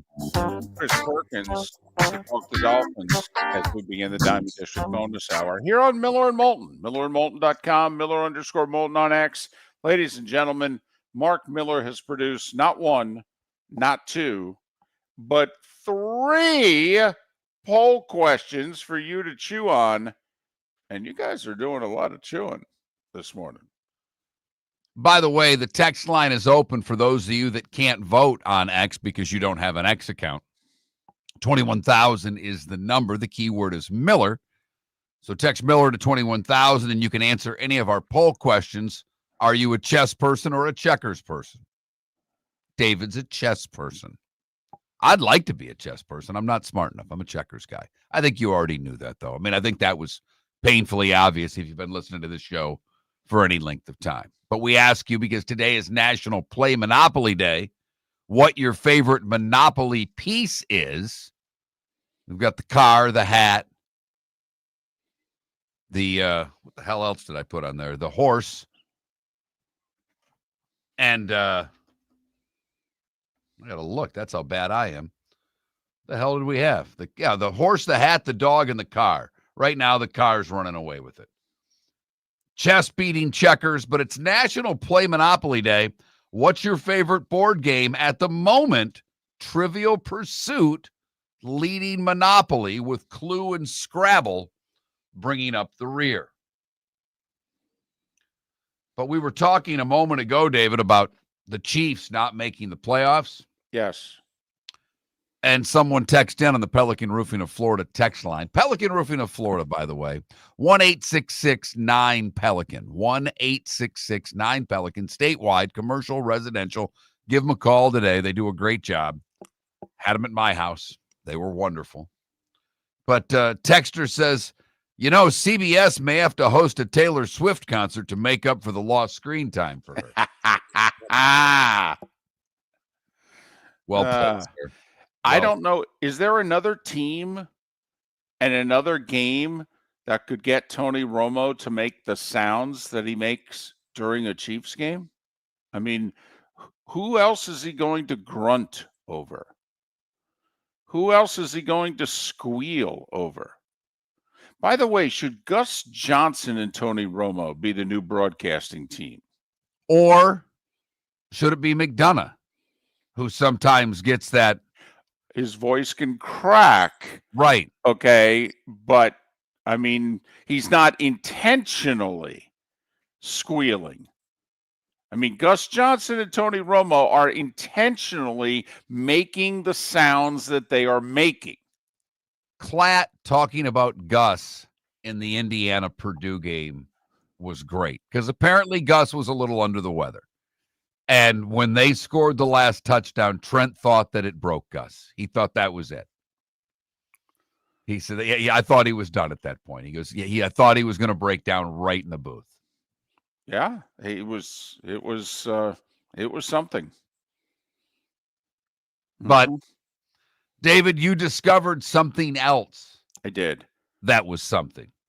Yes. This is big. This is big. When you love a sport and you have not been able to compete at the highest level in the sport for a very long time, and you have an opportunity to win either a game or, in this particular sport, a match, which will allow you to participate at the highest level. National pride, Mark, is on the line when you haven't qualified for a World Cup this century and you're a European nation.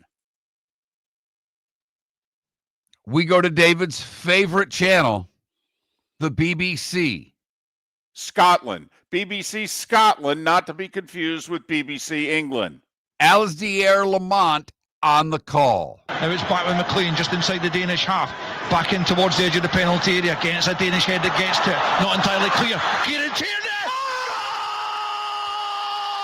Goal! Kieran Tierney has taken Scotland to the verge of World Cup return. 27 years on, and that could be the goal that takes us back to the big time. It's Scotland 3, Denmark 2. As Gilman has it, he's surrounded. He pokes the ball back. Surely now Scotland will hold on to possession. It's McLean. He's looking to go for goal from the halfway line. It's chipped glorious! Glorious! Kenny McLean from the halfway line. Scotland 4, Denmark 2. We are returning to the World Cup. What a night! What a night. So Scotland beat Denmark 4-2. They had to beat them. You heard the last two goals. The last one literally was from the halfway line because the final moments, the Denmark goalie had come out way too far and he just lofted it over him and found the net. But Scotland is in the World Cup next year. Okay. Now, that is great enough. Okay. It is. But Mark, apparently BBC Scotland, all right, ended its television coverage last night by playing a Miley Cyrus song that was released 14 years ago, which has something to do with like overcoming mountains. And they had Miley Cyrus's music underneath the soccer highlights.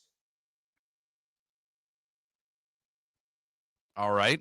I had it queued up as to what the name of the song was. I don't know if it was The Climb, okay, but I had it and I lost it. But this is how big a deal it was.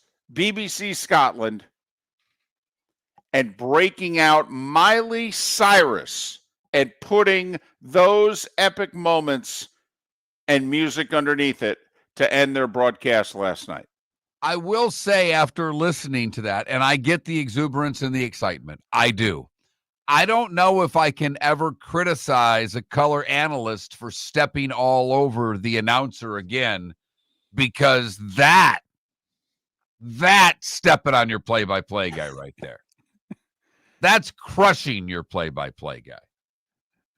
I did like the fact that I could barely understand a word of what was English during that entire 61-second highlight, with the exception of the point in which they scored the goal. Goal, I understood. All of a sudden, the accent was gone when he said goal.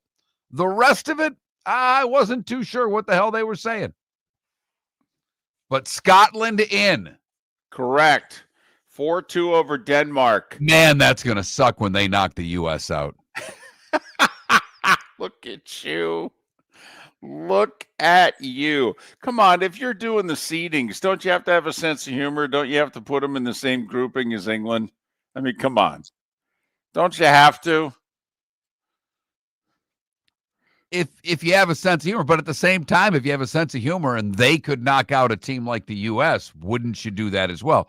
Because David, when it comes to this tournament, because now as the host nation, they give you every shot to get out of group.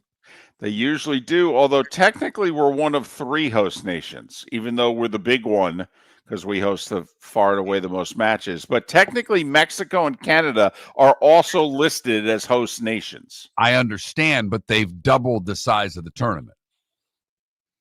I mean, they've done everything they can do to help the U.S. get out of group. Yeah, what has it gone from 32 to 48 now? Right. Yeah. So I did see, was it Curacao or something like that, smallest nation ever to advance to a World Cup? Those are some of the things that, I mean, that's where, that's UMBC. No doubt. And that at a country level. And the excitement that they will have for the World Cup coming, that if you couldn't afford to take your daughter to a Taylor Swift show, you can't afford to go to a World Cup game because the tickets are basically the same. You're talking $1,000 a ticket to get to just about any match. I have to admit, I hate the diving and the fake fouls in soccer. Hate it. For as much as I criticize American announcers for being over the top and losing their mind, calling American sports, it's how much I love European and South American announcers losing their mind and going over the top for soccer.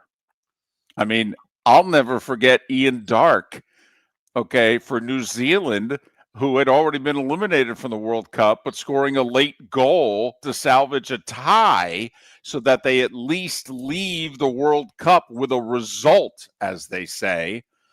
In the closing seconds, I forget who they scored against to come out of it with a 1-1 draw. But at the top of his lungs, he was screaming, "And the All Whites are all right tonight." And they're like one of the 4 worst teams in the draw. Right. Okay. But going nuts so that they can go home 0-2-1 instead of 0-3. I have to laugh because my daughter plays soccer, and last night was her last regular season game. And they've been playing with the same kids, and the league did them a solid because they were going to have a travel team. They didn't have enough kids, so they kept this group largely together. And I've had a wonderful time over the past few years with my daughter playing soccer with these kids. The parents are all cool. I mean, there's just no headaches. And come on, if you've been around youth sports, that's 90% of it. You get a good group of parents, consider yourself really, really lucky. And I have been incredibly fortunate that the parents that my daughter has played, the teammates of my daughter's parents, have all been really good people, and I've met a lot of nice folks. But I laughed last night because our goaltender came out to play a ball, and she could have just picked the ball up, or so it seemed.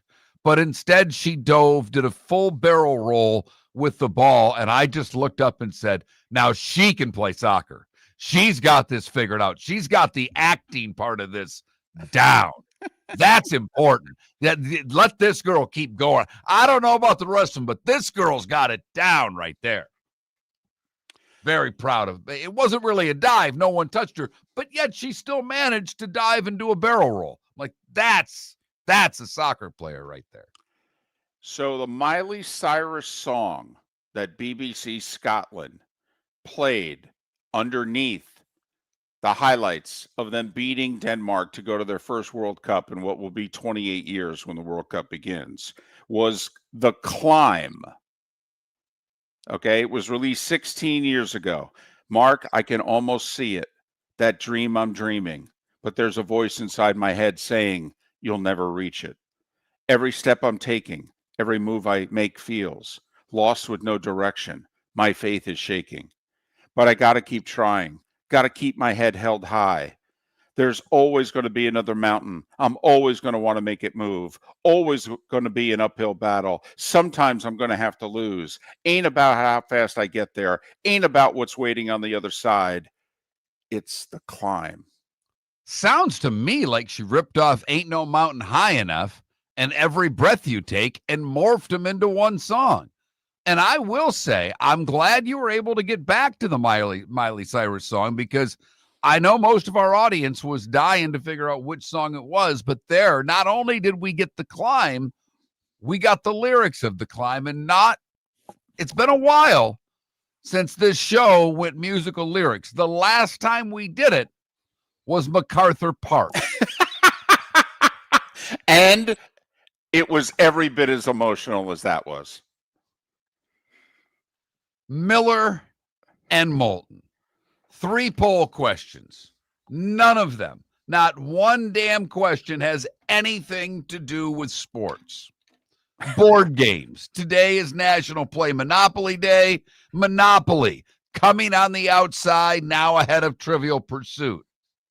You very sophisticated people say chess over checkers. And when you play Monopoly, you want the damn car. Half of you saying, give me the car. It was always the first choice. If you had the first pick of the pieces, you went with the car. The hat in a distant second, the dog way behind, and no one gives a crap about the horse. Could have gone with the thimble. It would have got the same amount of votes. That Mark Miller, the David Moulton, Miller_Moulton on X to vote. We will talk with Seth Everett next, Bud Elliott in about 40 minutes time to discuss the college football playoff.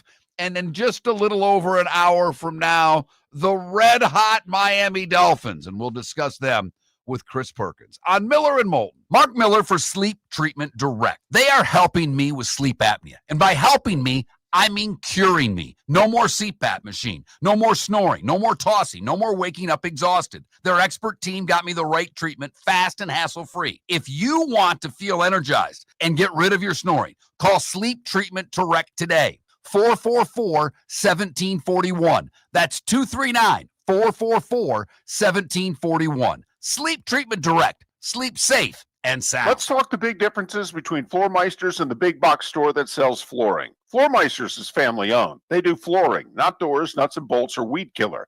They specialize in it. They know it. Floor Meisters backs their installer, so if there's ever an issue, good chance the boss, TJ, will come out and make it right. Floor Meisters prices beat the box stores every day of the week. When you think flooring, think Floor Meisters in Naples. FloorMeisters.com. Real people, real prices, real quality selection. The Floor Meisters, just keeping it real. American Paint Supplies, celebrating 30 years in Naples, is proud to be the exclusive Farrow & Ball dealer in Southwest Florida. The best thing to come from the UK since the Beatles, Farrow & Ball has the colors and paints at American Paint Supplies. See why all the designers and painters choose Farrow & Ball. For 30 years, American Paint Supplies provides the perfect pairing of service and expertise on 6100 Shirley Street in Naples off of Pine Ridge, or online at AmericanPaintSupplies.net. American Paint Supplies is your one-stop shop for all your coating needs. Think we only fix windows? Think again. Your local Glass Doctor Home and Business does so much more to upgrade your home. We custom build stunning shower and bath enclosures, install sleek glass doors and windows, and can bring fresh life to foggy or cracked panes. Need a glass tabletop or a statement mirror? Yep, we do that too. If it's glass and it's in your home, we're the team to call. Call the Glass Doctor, we fix your pains. Oh, yeah. Your roof is your home's first line of defense. At Pelican Roofing of Florida, Ronnie, John, and their team bring years of experience to protect what matters most, your family and your business. From residential repairs to large-scale commercial roofing, we deliver honest work, fair pricing, and quality you can trust. An upgrade on your roof can lower your insurance costs. Don't wait for a leak to turn into a disaster. Call the experts at Pelican Roofing today. 1-866-9-PELICAN. That's 1-866-9-PELICAN. Online at PelicanRoofingCompany.com. CCC 1332512. Cape Coral Police Department is growing and they want you to be a part of it. They're hiring new officers. Starting pay is between $74,000 and $90,000 depending on your experience. And with a $10,000 hiring bonus, you could be making $100,000. Enjoy paid holidays, off-duty details, plenty of OT opportunities.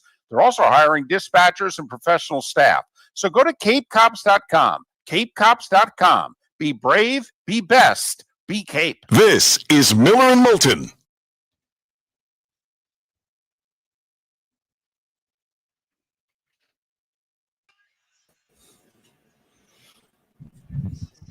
Hi, Seth. Hi there. How are you? I'm good. Excuse me. You guys are talking World Cup qualifiers, and I have a most unpopular theory on those. I hate them with a fiery passion. Arsenal's best defender is now out 1 to 2 months because he got hurt in a World Cup qualifier, and I hate all of it. I hate this idea of playing for your country during a season. I hate it, and it can make me unpatriotic, whatever you want to call it. I want to put these players in bubble wrap, and I hate these international tournaments, and players love it so much, and I despise it. Play for my team. Play for the team that pays you millions, not some country. We'll table that for when we come back because I have a couple of opinions on that.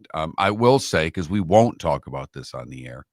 Yeah. I was singing the praises of the team that was, I believe, the second best team in the Eastern Conference, and they got Last night, shellacked. they got whooped last night. They got whooped. Yep. They were due. They were 4-0-1 in their last 5. They, law of averages. Got to bounce back. Well, the problem is they're going to spend all day drinking on South Beach today and have to play the Panthers tomorrow. Yeah, that's what they're going to do. They're going to just spend all day drinking. Maybe go to a steakhouse. Keep all the glass. Use Dixie cups.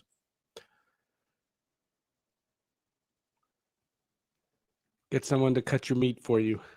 That's usually, see, if you get the first one, then you can get away with boozing between games 1 and 2. Right. It used to be a safe bet. If they win the first game in Florida, bet against them on the second game. I told my kid this road trip is all the stadiums that we've been to, all the arenas. They started in D.C., they went to Tampa, they're going to Florida, and they play in Philly on Saturday. I said, we know all those places. And Left Twix, I would say no, cribbage is not a board game. I would say it's a card game, but it's open to interpretation, and I'm a big fan of cribbage. By the way, I am not allowed to wear this shirt out of the house. My kids have told me. This is not vintage. This is an actual Seattle Supersonics polo from that era. From Why can't you wear it out of the house? She said it's ridiculously ugly. Well, and you tell them until they're financially secure on their own, you can do whatever the hell you want. That's I could do that, or I could just say, but it's the Sonics. In fact, it's the Supersonics. The Supersonics. Kids. This isn't one of those throwbacks.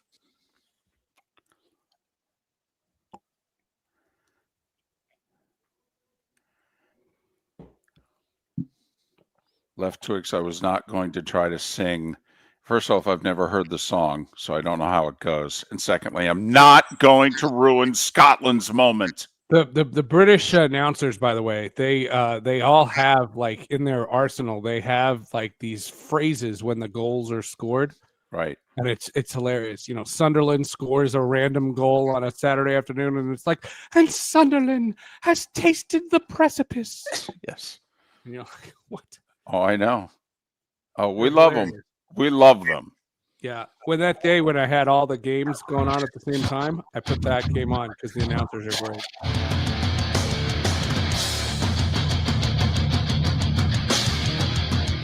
You're listening to Miller and Moulton, coming at you from the Floor Meister Studios. Floor Meisters, keeping it real. And now, here's Mark Miller and David Moulton. Halfway home on a hump day. So we're right smack dab in the middle of our week. How's your week going? Miller and Moulton, millerandmoulton.com, Miller_Moulton on X. We have the perfect guest on this day because we have not one, not two, but three poll questions, and none of them have to do with sports. And that's why we bring in Seth Everett. He of Sports with Friends and Hall of Justice. Follow him on X at Seth_Everett. So let's hit you with the poll question, Seth. Yeah. Okay. It's National Play Monopoly Day. Of these four, which is your favorite board game? Okay. I preface it with of these four because I have a strange feeling no matter what the four are, Seth is coming up with something that's not on the list. He always yeah. does. Monopoly, Clue, Trivial Pursuit, Scrabble. Of those four, Clue. I If mean, you went Colonel off the Mustard board- with the lead pipe in the billiard room? Come on. There, I went with Clue as well. If you deviated from those four, do you have one that, in your opinion, should have been on the list? Sorry. The game, sorry. Love Excellent. the game, sorry. Because David asked me, are checkers and chess board games? Which, of course, they are. Yeah. I found out that David, Oh, as a young lad, played chess in the park with random strangers. I admit I know what all the pieces do. I know what the object of the game is, but I don't know strategy to chess to say I'm a chess player. So checkers or chess, Seth? Knight to rook 4. Are you a chess guy? I mean, I know it. I understand how to play. By the way, was that like European soccer Yes, announcer? John Champion, my favorite announcer, calling chess. Was that just like two guys near the center line just passing it back and forth? Is that the voice you just used to describe that? Sunderland has reached the precipice. No. That's after a goal. No. But how you described, what was that again? Knight to rook 4. Right. It sounded, I don't know, it sounded very open championship. And now we go to 14 for the second for McElroy. McElroy. And finally, because it is National Play Monopoly Day, car, dog, hat, or horse. What's your piece of choice? Oh, you can't be the car. Why? Wait. No. I want to be the car. Sorry. I misheard. Yeah, I don't want to be the horse. I be the car. Always the car. Everybody's the car.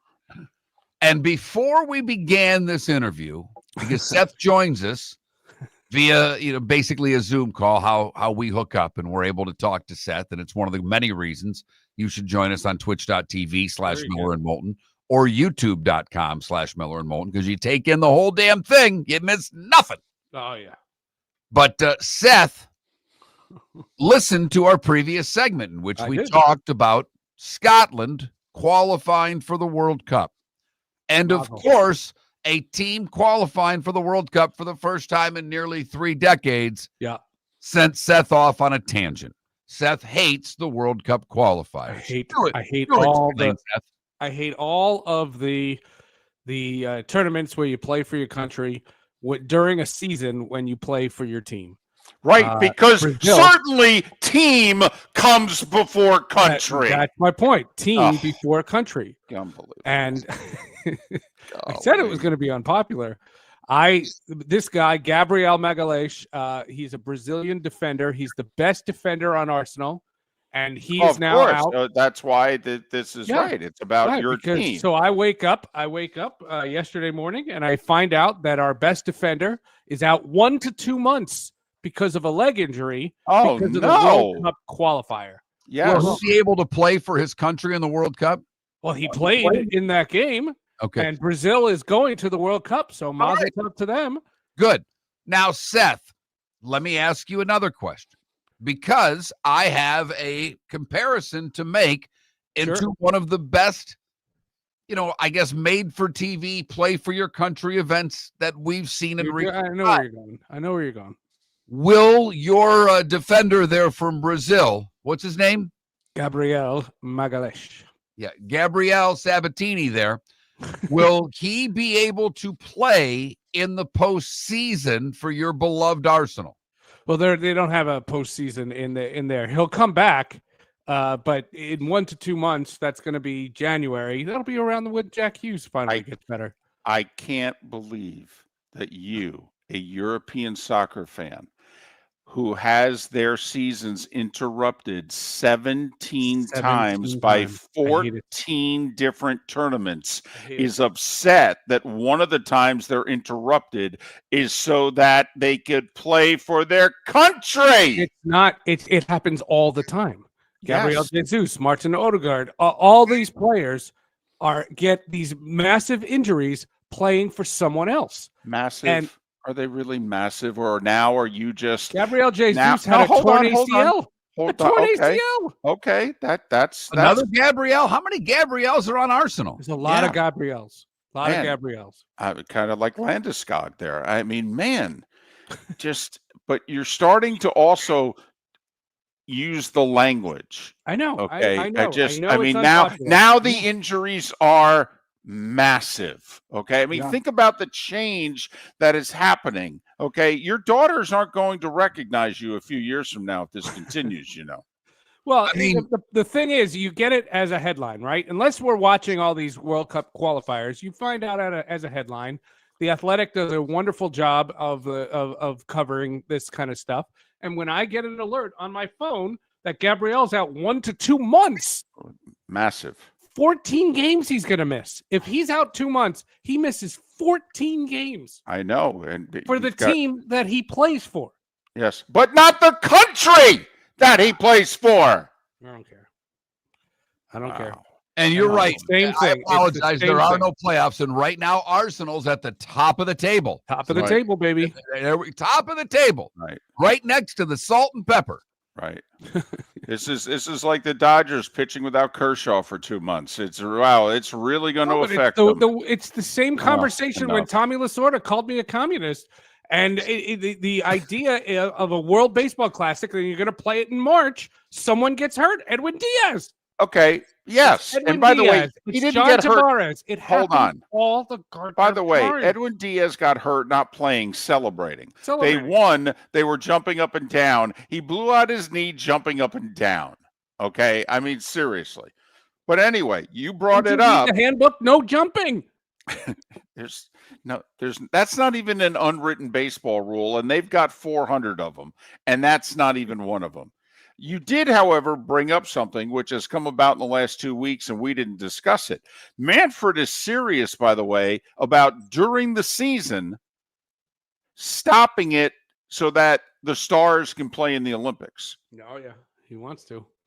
I know. And the players want pretty much everything he's wanted. I mean, that's the other thing. Manfred, I know he's not your guy, but you look at what he's wanted to do. Well, he's gotten all of it.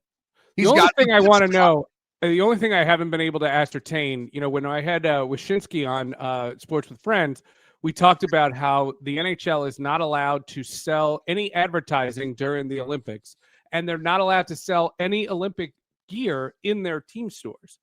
And that's a really dumb move. And from what Wyshynski said is the IOC insists that for all sports. So FIFA can't do it. The NBA can't do it. And what I wonder from Manfred is, did he negotiate something so that you could put an Aaron Judge Team USA jersey in Yankee Stadium? Because if you're going to do that, if you're going to lose baseball games, he has to make up the money somehow. Oh, he's not going to lose baseball. What Gary Bettman says is, when you go to the Olympics, you take a bath financially. Okay, but they're not going to lose baseball games. They're going to start the season a week earlier. Okay, so that when they take an extra week off for the All-Star break, which will be All-Star break at Olympics, they're still going to play $1.62. They ain't going to lose any money. Oh, he's not. He's going to take 3 weeks off No, And he's going to take two. He's going to take two. Apparently, the All-Star break, is 48 to 72 hours, and they're going to go straight into the Olympics in Los Angeles from there. Okay. And I guess the So baseball the tournament season will open March 15th. Well, Maybe. I mean, it's already opening March 22nd or whatever the heck it is. So, yeah. Yeah. Let's do the show from Coors Field for that opener. Listen, Mark, if I may, because usually we alternate questions, and I got to be honest, when we talk to you, we both forget whose turn it is to talk. So, but since we're peppering you with nothing but questions, okay, I think it's the question that's on everyone's mind. Backgammon, underrated. Very underrated. I'm with you. The question that's on everybody's mind is, how's the hot neighbor doing? Oh, very well. Very well. Yeah. She grew up in Texas, and she is the one thing I can't adjust to with her is she is a diehard Dallas Cowboys fan, and they played Monday night, and that was a big event Monday night. So then I said, well, if we're going to support your teams, how about last night? You want to borrow my Devils jersey? So we're starting to learn to support each other's teams. Does she wear a Cowboys jersey during Not a jersey, Cowboys but game? it works. It works. It's a jersey? It's not a jersey. It's a shirt, but it works. Okay. It works. Because while for this show, and I've broken down, I've given up. I used to have jersey rules that if you're not at the game and you're just sitting at home or you're going to the sports bar and you're over the age of 25, you shouldn't be wearing a jersey. I don't care. I don't Unless care. you're doing this appearance on this show. But that rule never applied to females. Correct. They want to wear a jersey. Okay. Right. And I don't hockey care. jerseys on women is stunning. Stunning. Okay, I have never As long as there's offered nothing this. else on. I have never offered this to anyone, and it could cost me my job. If she has an Aikman jersey, I'll get it autographed. To help your cause, I'll get it autographed. Oh, we're gonna have that. That's gonna make the group text. So my guess is she doesn't have one because you would have already seen her in I it. didn't connect those dots. That's right. Wow. The biggest in Seth has had in his newly single life. Right. Sports with Friends, Hall of Justice. You got about 35 seconds. Go. Okay. Sports with Friends is not this week, but the next 2 weeks on Sports with Friends, Kevin Ingram, former talk show host in Nashville, Tennessee, now the voice of Tennessee, and Carlos Alcaraz, the #1 tennis player in the world, will be on Nice. Sports with Friends. Great cat. In the Okay. next couple of weeks. This week, we're doing the potential sale of Warner Brothers Discovery, all the potential buyers, and the impact that it will have on DC Comics and DC Studios. Seth Everett, Sports with Friends, Hall of Justice, learning to become a Dallas Cowboys fan. You know why. Slow down. Slow down. Follow him on X at Seth_Everett. American Paint Supplies, for nearly 30 years, is your one-stop shop for all your coating needs. If you are a designer, a contractor, a professional painter, or a weekend warrior, American Paint Supplies is the place where experts go to get expert solutions. At 6100 Shirley Street in Naples off of Pine Ridge, American Paint Supplies delivers the best solutions with the best products with the best support. Meet Gene and his team today at American Paint Supplies. Call 239-566-2700. That's 566-2700 or online at AmericanPaintSupplies.net. Let's talk the big differences between Floormeisters and the big box store that sells flooring. Floormeisters is family owned. They do flooring, not doors, nuts and bolts, or weed killer. They specialize in it. They know it. Floormeisters backs their installer. So if there's ever an issue, good chance the boss, TJ, will come out and make it right.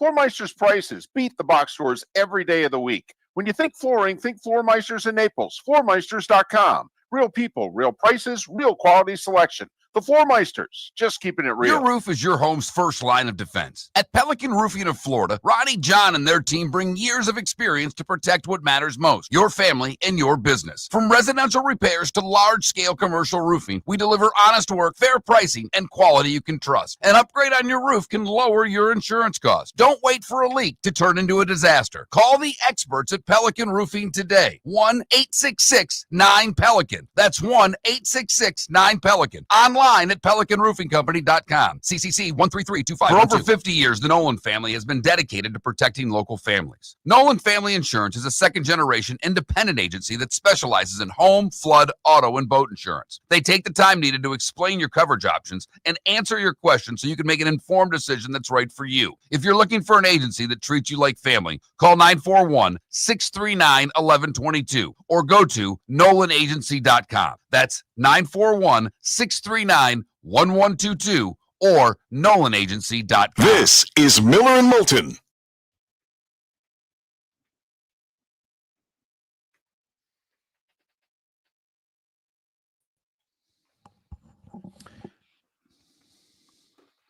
Okay.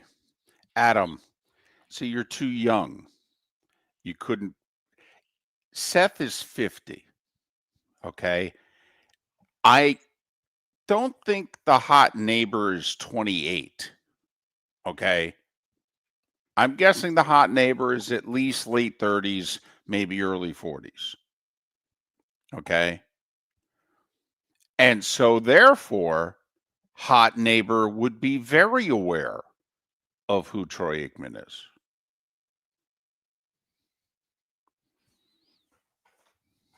Now, still a chance that if she has a jersey, it's Romo or Dak. But I was just trying to help our guy out. That's all.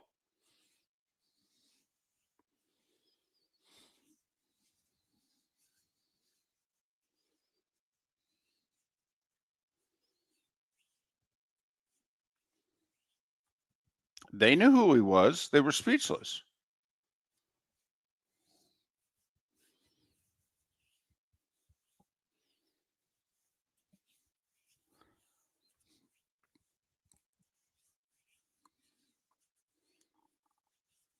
Most famous Uber driver they've ever had.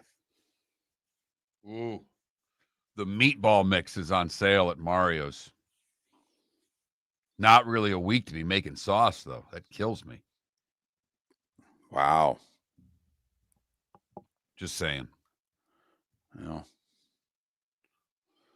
can never go wrong with meatballs. Ordered them as an appetizer the other day, just the meatballs.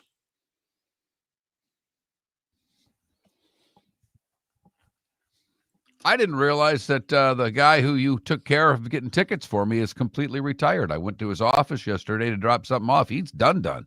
Yeah. I figured he was done, but you know, the guy that still pops in once a week, you know, because he's bored. Right. Right. Needs to get out of the house for a few hours, right? Right.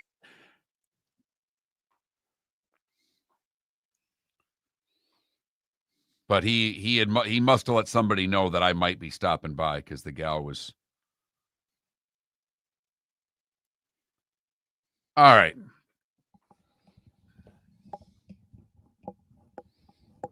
Did you buy him a bottle of something? I did, but I gave him, you know, I asked him what he liked, and he said Cabernet, but I gave him a bottle of Shiraz because it came from a winery that we are members of, and you can't get this bottle any other way, and it's a pretty nice bottle of wine.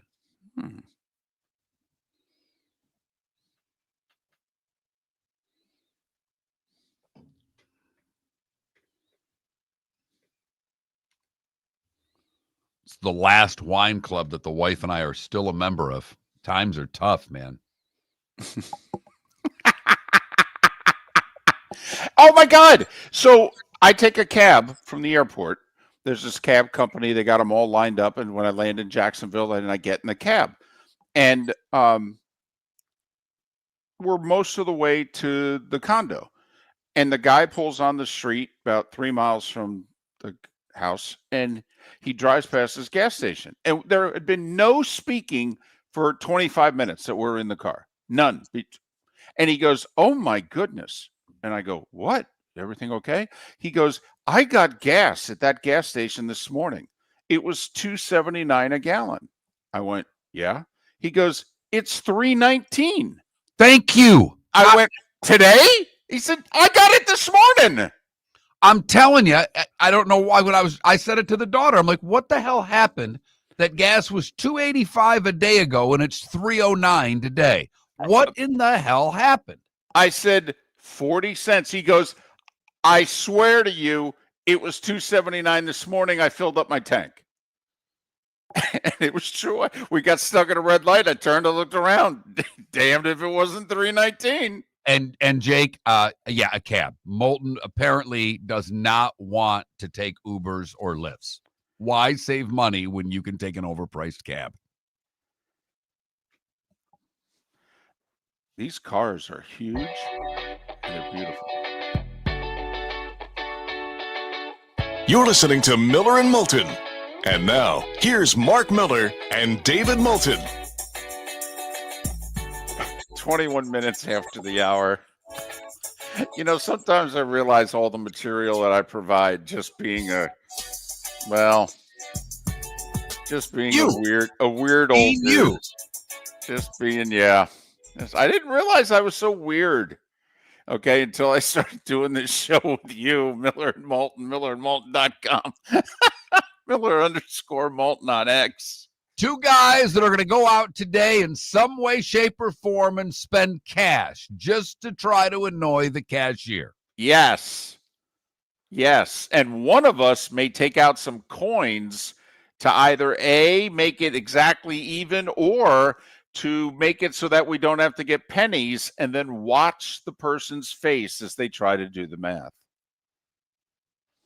It is the gift that keeps on giving for us. That's 617. Okay. Here's 1125.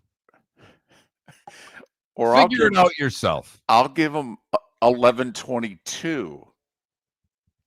Okay. And I'll just have this conversation with myself.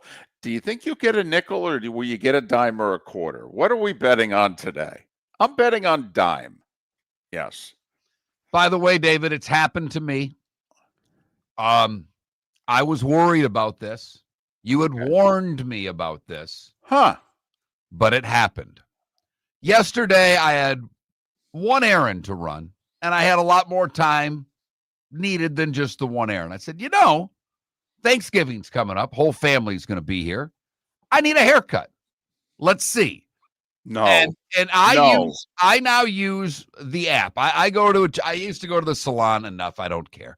I go to one of the cheap places, and me and Kirk Cousins, I can go right on the app. I can get my name on the list. I know how long I have to wait. It's fabulous. So I get my haircut, and I was pretty pleased. She did a nice job. Thought you looked halfway decent, right? Yeah. Uh-huh. So I ran my errand. I picked my daughter up from school. Uh-huh. She greeted me with a hug. We walked to the car. We got in the car. Drove home. Nothing. Made dinner for her. Wife came home. Had dinner ready for her as she walked in the door. Had a glass of wine ready for her as she walked in the door. Think anybody in the house has a clue I got a haircut? Nope.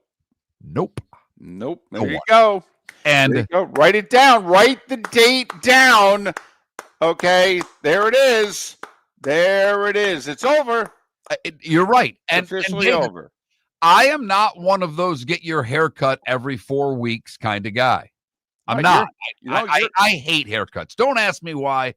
I hate it. I don't like anything about it. Also, your hair doesn't grow rapidly. It doesn't. Like, if I waited as long as you wait to get a haircut, people would be looking at me going, when are you going to get a haircut? But it'd been since September because they keep track. Because she goes, do you want this and this? And I said, probably want to take a little more off than you did last time. It's been a while since I've been here. And she had it right in front of her. She goes, yeah, it's been since September. So, again, I have not had a haircut since September. Right. I had a good inch taken off the top. More than that. I shave it to number 3s on the side. My hair is far shorter than it was when I woke up and passed the woman that I love. Right. And like our morning routine is I get up a little bit before my wife. I get a couple of things done. I get into the shower. As I'm getting out of the shower, she is getting into the shower. Hell, it's basically the only time I see my wife naked. and you had bushy sides, okay, in the morning, Right. and you had tight sides in the evening. Right. We all take that towel and my hair, when I get that towel in the hair, will stick out straight sideways. Right. You look like a 70s fro, Mark Miller, is what you look like. Man, it would be great if I could pull that off. It was a great I'd time. put the Washington Generals jersey on and just go out and shoot jumpers in someone's yard. So I get up this morning, go through my routine, get in the shower. She gets in the shower. I get ready right there. I bring her after I am ready. The first thing I do before I leave the house, I pour coffee for her. I bring it into the bathroom. So she has a cup of coffee as she's getting ready. At that point, she will usually say thank you and give me a kiss. Right. All of those things happened. Every single one of them. Stood right there. Hey, do you need me to do anything? She goes, no, you're late. Go on with your day. Okay. And I left. Yep. Nothing Zip. last night. We went together to my daughter's soccer game. We sat on the couch, watched a little basketball, put the kid to bed. Nope, not a damn thing. Even the daughter, who usually will go, Dad, you got a haircut. Nope, nothing. Not the daughter, not the wife. Mark it down, November 18th, the day they quit caring. Yep, that's it. Day they stop noticing you. Yep, you're just background noise at this point. Yep, might as well be AM more than a chauffeur and a coffee maker. That's really what I am, David. You might as well be AM radio on a long drive. Yes, that's what you are. It's okay. You'll get used to it. You'll adjust. It'll be fine. In fact, a few years from now, they will notice one time when you got a haircut and you'll be pleasantly surprised. You'll feel good. You'll feel like, wow, okay, they care about me. They really love me. It will turn. It will be a dark few years, though, between now and then. It will. I would have paid hundreds of dollars if at the soccer match last night, one of the other parents had said, hey, did you get a haircut? I mean, I might have paid $1,000 for that to have happened. Would have been one of the couple of hot moms. I mean, let's be honest. Well, that's true, because then the wife would have been like, hey, exactly. She's a little too good looking to be noticing my husband like that. Exactly. I didn't even notice he got a haircut. Now, I don't know how many of the dads listen to the show. I know a couple do. But you know what they're thinking right now? Does he think my wife's one of the hot moms? You know what? You're going to have to come up and approach me on that one, and then maybe I'll answer. Maybe I won't. Tell you what, you're going to have to start paying attention to whether or not I get a haircut, and you're just going to have to elbow him and say, you know the line, go. I think it's that time, honey. Really? You think so? I think so. Hey, Mark, good to see you. Did you get a haircut?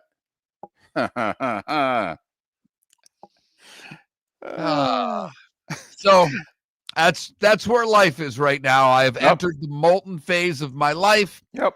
The wife no longer cares. She's just going to say, I've been so busy at work. Really? Yep. Were you busier this week than you were last week? You've been busy for 10 years. Your job's a son of a gun. I know it. I respect the hell out of it. But come on. Just a haircut. I'm sorry. I'm sorry. You made it a lot longer than I did. A lot longer than I did. So then again, you've been married less, you know. Right. Coming up on 13 years. Right. My wife was sick of me, remember, by just before 15. 15, she was done with you. My wife's forgotten about me. I don't know if I made it as long as you were a little older. So well, that's true. That's true. So by the way, textures today, we've got the poll question on the board games. You know, I knew people would come out. You know, there's a few, you know, Seth talked about Sorry. We got people saying Battleship. That was their choice. Hold on. Battleship's not a board game. What would you call it then? I'm with you, but is it in its own category? It's almost like a toy. I mean, first off, it's not on a board.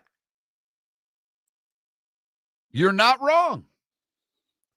But mean, After that please. last interview with Seth, people saying Seth is on Amazon right now buying an Aikman jersey. And then this guy said, my wife colored her hair last time and I didn't notice. Sir, you're done. Oh my goodness. Make it happen night may happen again in 2026, but not before then. Well, that sir, is the faux pas of life right there. sir, it may happen for her in 2026. It just may not happen with you. But Elliott, next. Your roof is your home's first line of defense. At Pelican Roofing of Florida, Ronnie, John, and their team bring years of experience to protect what matters most, your family and your business. From residential repairs to large-scale commercial roofing, we deliver honest work, fair pricing, and quality you can trust. An upgrade on your roof can lower your insurance costs. Don't wait for a leak to turn into a disaster. Call the experts at Pelican Roofing today. 1-866-9-PELICAN. That's 1-866-9-PELICAN. Online at PelicanRoofingCompany.com. CCC 1332512. This year during Thanksgiving week, Fort Myers takes the national stage, hosting not one but two elite women's college basketball tournaments, the Fort Myers Tip-Off and Coconut Hoops, both featuring Power 4 teams and nationally ranked programs. Few places in the country can showcase this level of talent. We're proud that Fort Myers is one of them. Don't miss your chance. For tickets, go to visitfortmyers.com/basketball. Lee County, building a better community through business, sports, and tourism. Mark Miller for Sleep Treatment Direct. They are helping me with sleep apnea. And by helping me, I mean curing me. No more CPAP machine. No more snoring. No more tossing. No more waking up exhausted. Their expert team got me the right treatment, fast and hassle-free. If you want to feel energized and get rid of your snoring, call Sleep Treatment Direct today. 444-1741. That's 239-444-1741. Sleep Treatment Direct. Sleep safe and sound. Let's talk the big differences between Floor Meisters and the big box store that sells flooring. Floor Meisters is family owned. They do flooring, not doors, nuts and bolts, or weed killer. They specialize in it. They know it. Floor Meisters backs their installer, so if there's ever an issue, good chance the boss, TJ, will come out and make it right. Floor Meisters prices beat the box stores every day of the week. When you think flooring, think Floor Meisters in Naples. FloorMeisters.com. Real people, real prices, real quality selection. The Floor Meisters, just keeping it real. This is Miller and Moulton.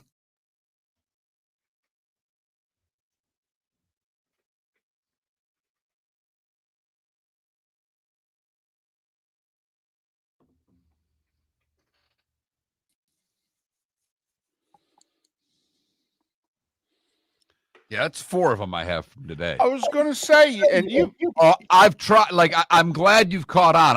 When I go generic, I'm like, don't you dare start talking college football playoff rankings right now. I may kill you. but you laid down the gauntlet this morning, and I feel we've delivered. Yes. Yes.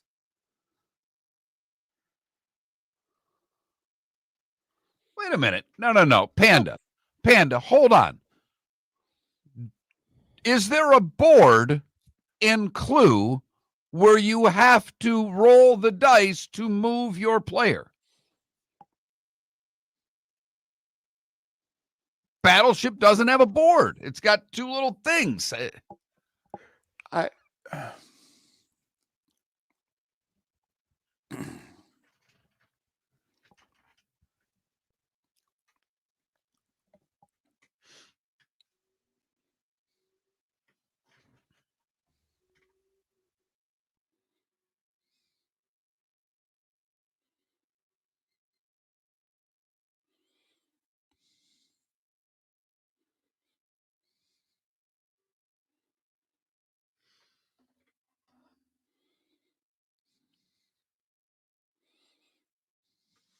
All right. According to ChatGPT, Battleship is definitely considered a board game. What? It uses a structured playing surface. The 2 grids function like game boards. It has rules, strategy, and turn-based play. It has been sold in board game format for decades. Even though it looks different from a classic cardboard board game, it squarely fits in the board game category. No. Just because you sell it in a board game aisle doesn't make it a board game. Because you go, well, it's not really a board game, but where else am I going to put it?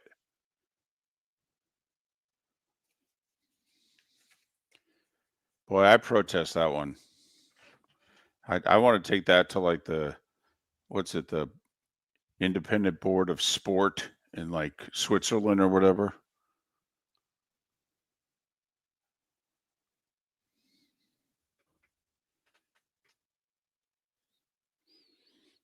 Dead shook. That's why I went for the hat. It was the same thing. I go, I'm not going to get a lot of grief taking the hat.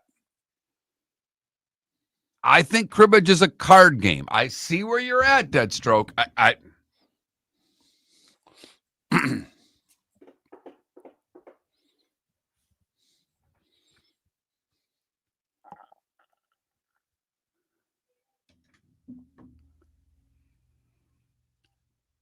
According to ChatGPT, my rule of authority on everything these days, cribbage is primarily a card game, but uses a board as a scoring tool.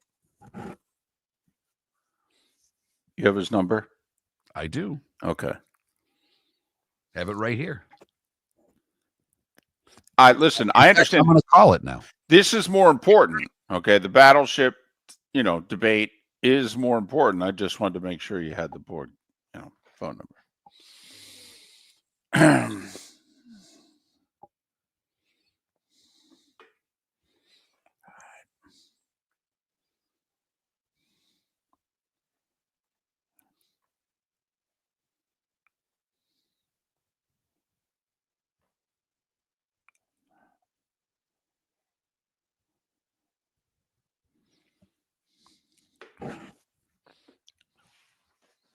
Bud's on. My lawyer buddy agrees with the masses. If chess and checkers are board games, then so is Battleship. I don't get that at all. Because, and Mark, you're right. Cribbage is a card game because you don't need the pegs. You can play it by just keeping score with the pencil. It's a pain, but you can do it. I play the pro, but he cheats.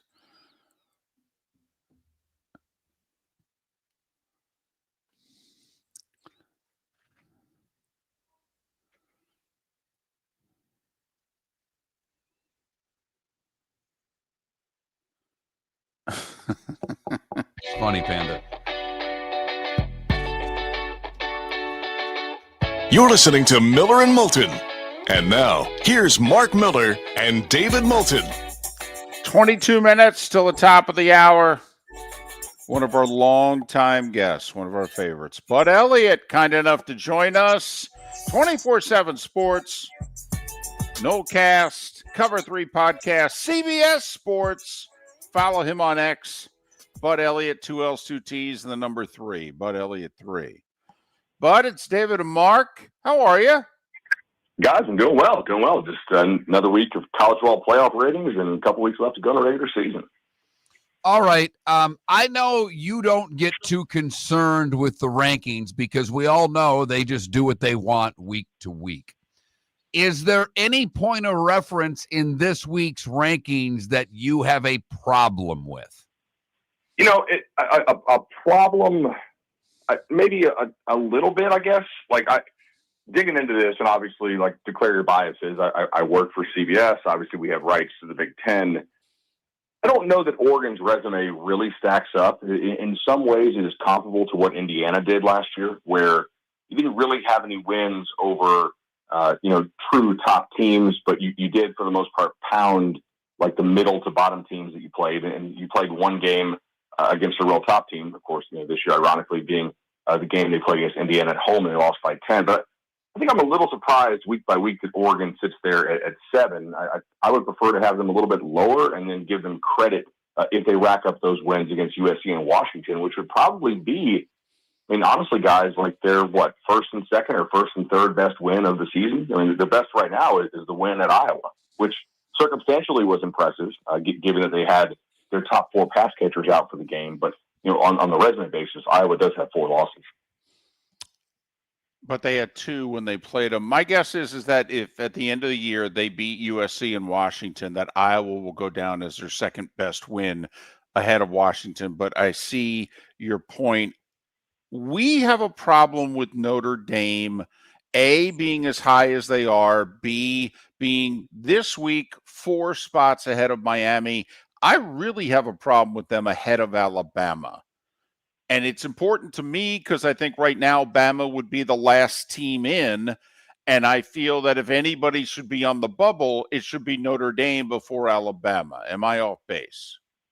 I mean, no, I think you are absolutely correct. It feels like what they are doing here is kind of the antithesis to what they have said that they intend to do, which is, reward you for your wins, like not punish you for playing challenging games. And I think that's really what's happening to Alabama right now, right? Like Alabama played a non-conference game against the Seminoles. Now they didn't know they were going to end up being this bad. Although if they went out, I mean, they're 8-4, and like that's not that embarrassing necessarily to lose to an 8-4 team on the road. But if you look at it, I mean, Bama probably has the 4 best wins of anybody right now, and they certainly have the number 1 best win, I think, in beating Georgia in Athens. Although I think Indiana has a good argument that beating Oregon, by double digits in Eugene is also quite impressive. I mean, I just don't see how Notre Dame's resume stacks up. Like, yes, they have been killing teams. Yes, they are certainly a good team, and I don't think they should be like overly punished for losing to Miami and A&M.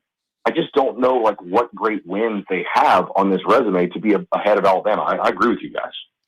And it may not mean as much, Bud, but there are 3 Big 12 teams ahead of Miami. And obviously, I'm fine with Texas Tech. They've not only won, they've been impressive in how they've done so.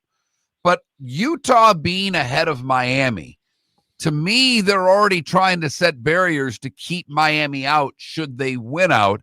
And, they even said last night, well, we don't have Notre Dame and Miami in the same tier, so head-to-head doesn't matter. The ACC looks as if it's going to be a one-bid league unless they really change their minds about Miami, right? I think the ACC should be a one-bid league. This is an awful conference this year. I mean, like I understand Miami fans' frustrations, certainly because they do still have those early season wins, but Florida's 3-7, right? Like that's not super impressive. Notre Dame's not though, and I totally agree with you on the Irish point. Like, I don't think that gap should necessarily exist, but I don't know. Like Miami down the stretch, like they have not been playing anything special as far as team wise, and like their resume in the end may not stack up. With the big, I think that the committee is in some ways saying here, if you want to believe they say things, hey, the Big 12 top to bottom is a much more difficult league. And I do think you see this in some of these strength of record metrics, like BYU strength of schedule. I think it's like 27th, and Georgia Tech's, for instance, is like 88th, right? Like they're really like the models are really seeing a major gap in the bottom halves of these leagues this year. Are USC and Michigan close enough that if they score the really big win that's still on their schedule, USC would be this Saturday in Eugene against Oregon.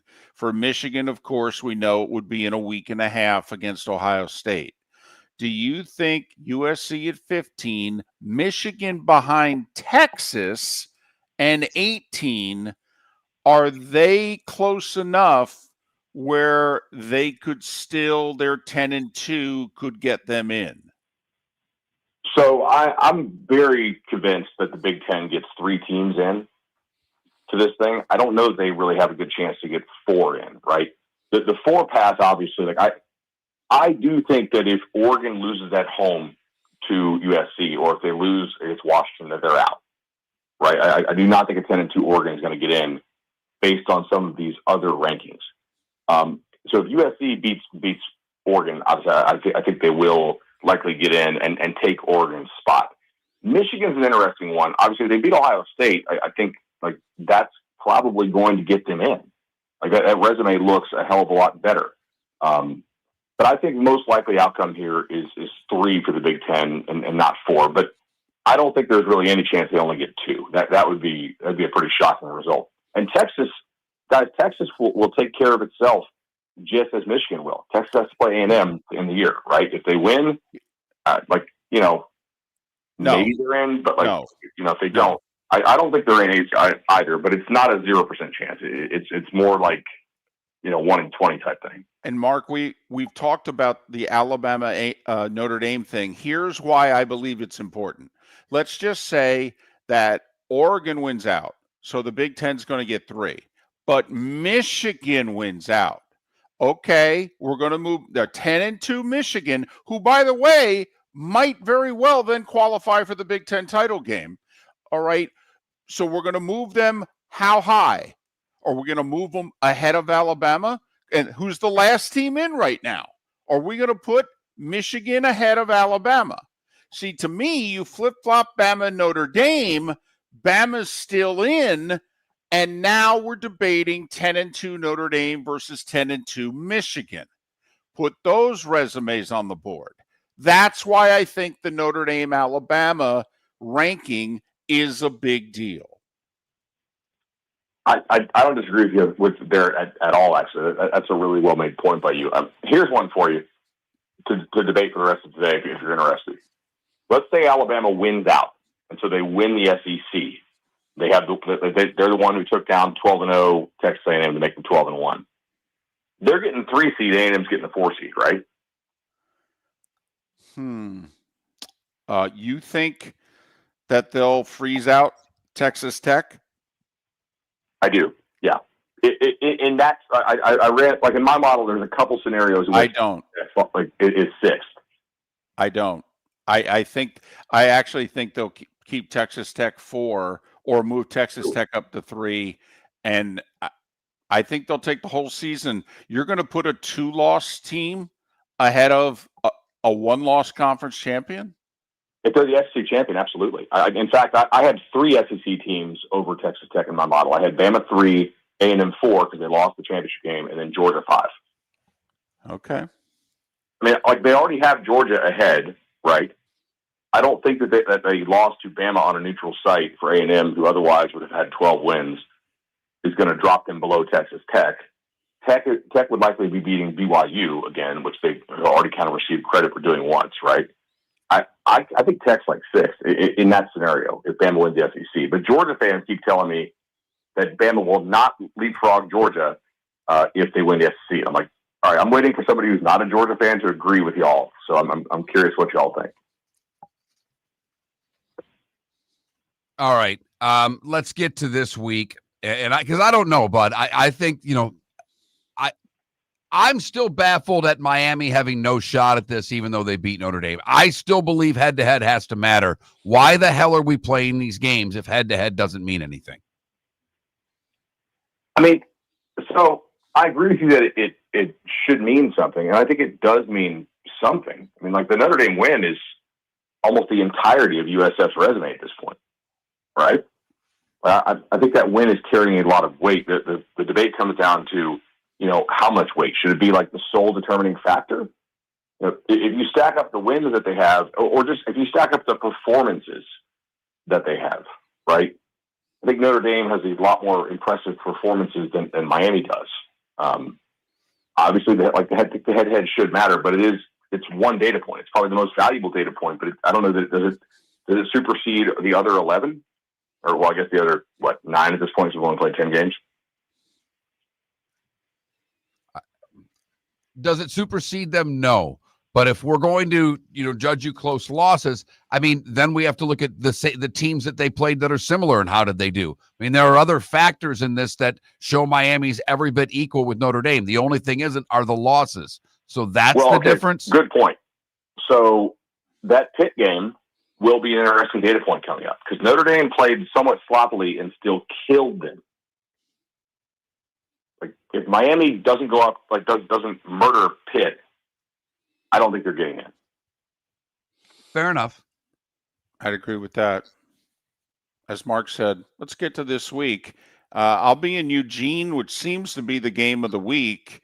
How much of a shot do you give USC? Oregon has proven they can play some smash mouth football.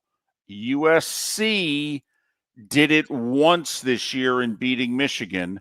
They've kind of been kicked in the face a few other times. Do you think USC is built to go to Eugene and win? I think it is possible because really, Oregon's secondary has been tested exactly one time by Indiana. It's not like Iowa runs out anybody who's not going to be like an accountant or insurance salesman after college, a receiver. They really haven't faced any good passing attacks yet. So I do think there's some chance USC could just go nuts, throwing the football on them. However, I will say, if you take a look at this, remember when USC called that fake punt, the one where they had the quarterback wear the same number as the punter? Mm-hmm. Northwestern was really running it on them quite a bit until USC broke the game open and kind of took Northwestern out of a game state in which running the ball was feasible. Iowa ran the ball pretty well on USC until they didn't. And you're right, guys, Oregon is a pretty physical football team. There's a chance they get some of those receivers and pass catchers back this week. Sadiq was back last week.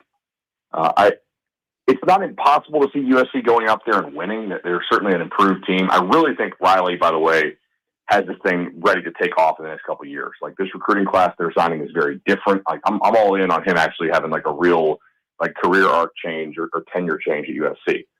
But for this weekend, man, I don't know if that run defense is going to hold up. Oregon really runs it well. They're creative and they're really physical. There's a couple other games that are appealing to me, but like BYU's on the road again. They've got to keep winning to ensure they get to the Big 12 title game and have their shot at a rematch at Tech. Are they going to be able to get it done this week at Cincinnati? They're a slight favorite. Yeah, I think Cincinnati here is certainly a good look. I mean, if you watched last week, we actually liked Arizona in that game. We also had the under that hit, and I just thought it was a good matchup for Arizona. But I'm not really sure that it's a great matchup for BYU for some different reasons. Also, like BYU, the way they're being priced in the market right now, they played well last week, and that freshman quarterback Bachmeier's coming on nicely. However, if you really look at this, TCU basically no-showed that game, especially on defense. Like there was a lot of kind of patty cake going on. It's like, okay, it's cold up here. We just kind of screwed our season up by fumbling it a million times against Iowa State. Like, do we really want to be here?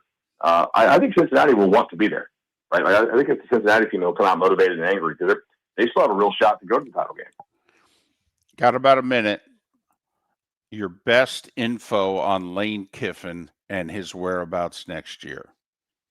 Very much thought he was going to stay at Ole Miss until they started doing like the family thing. And I'm not saying you can't come back from that, but that kind of cranks things up to 11, doesn't it? As far as just the awkward level, like where they're literally like they're treating us like official visits while you're committed to another school. At this point, I think I'm going to switch and say he's leaving. Some people think that LSU is a smokescreen to kind of drive the price up on Florida, but I don't know that I do. Like, those are both really, really good jobs, and it may just come down to fit. I mean, people say you win a championship at Ole Miss. I don't know that their best chance to win a championship wasn't last year, honestly. So I think he's going to leave. Bud Elliott. Bud Elliott 3, 2 L's, 2 T's, and the number 3 is how you follow him on X, 24/7 Sports, Nolecast, Cover 3 Podcast, and CBS. Bud, be safe. We'll talk next week. All right, take care, y'all. American Paint Supplies, for nearly 30 years, is your one-stop shop for all your coating needs. If you are a designer, a contractor, a professional painter, or a weekend warrior, American Paint Supplies is the place where experts go to get expert solutions. At 6100 Shirley Street in Naples off of Pine Ridge, American Paint Supplies delivers the best solutions with the best products with the best support. Meet Gene and his team today at American Paint Supplies. Call 239-566-2700. That's 566-2700 or online at AmericanPaintSupplies.net. When Glass Doctor replaces your windshield, we don't just send you on your way, we send you off protected. Your local Glass Doctor includes the industry's only 12-month windshield protection plan at no extra cost. That means unlimited chip repairs and even a one-time replacement if needed. High-quality service backed by real peace of mind, right here in your neighborhood. Glass Doctor, Glass Doctor. Call the Glass Doctor. We fix your pains. Oh, yeah. Exclusions apply. See your local Glass Doctor for details. Your roof is your home's first line of defense. At Pelican Roofing of Florida, Ronnie John and their team bring years of experience to protect what matters most, your family and your business. From residential repairs to large-scale commercial roofing, we deliver honest work, fair pricing, and quality you can trust. An upgrade on your roof can lower your insurance costs. Don't wait for a leak to turn into a disaster. Call the experts at Pelican Roofing today. 1-866-9-PELICAN. That's 1-866-9-PELICAN. Online online at PelicanRoofingCompany.com. CCC 1332512. Cape Coral Police Department is growing, and they want you to be a part of it. They're hiring new officers. Starting pay is between $74,000 and $90,000, depending on your experience. And with a $10,000 hiring bonus, you could be making $100,000. Enjoy paid holidays, off-duty details, plenty of OT opportunities. They're also hiring dispatchers and professional staff. So go to CapeCops.com. CapeCops.com. Be brave, be best, be Cape. Football season is back, and celebrate your game day with Jimmy the Beef Guy. We're talking tender, juicy Chicago beef sandwiches. Whether your party's for 10, 100, or 200, bring game day to your house with Jimmy the Beef Guy. The catering packages come with the beef, the gravy, the peppers, the bread, everything you need. 2 convenient locations, Fort Myers and Bonita Springs. Skip the ordinary and bring the beef. Jimmy the Beef Guy, Chicago flavor, Southwest Florida style. Call today or visit jimmythebeefguy.com. Tell him Miller and Moulton sent you. At the Diamond District, we know what you want. Experience wall-to-wall diamonds during our diamond event, November 21st through 23rd. This is our biggest event of the year, featuring an expanded collection of GIA certified diamonds, designer jewelry, and exclusive collections from Takori. This is the perfect time to start your holiday shopping. More diamonds, more choices. November 21st through 23rd, only at the Diamond District. At the Diamond District. This is Miller and Moulton.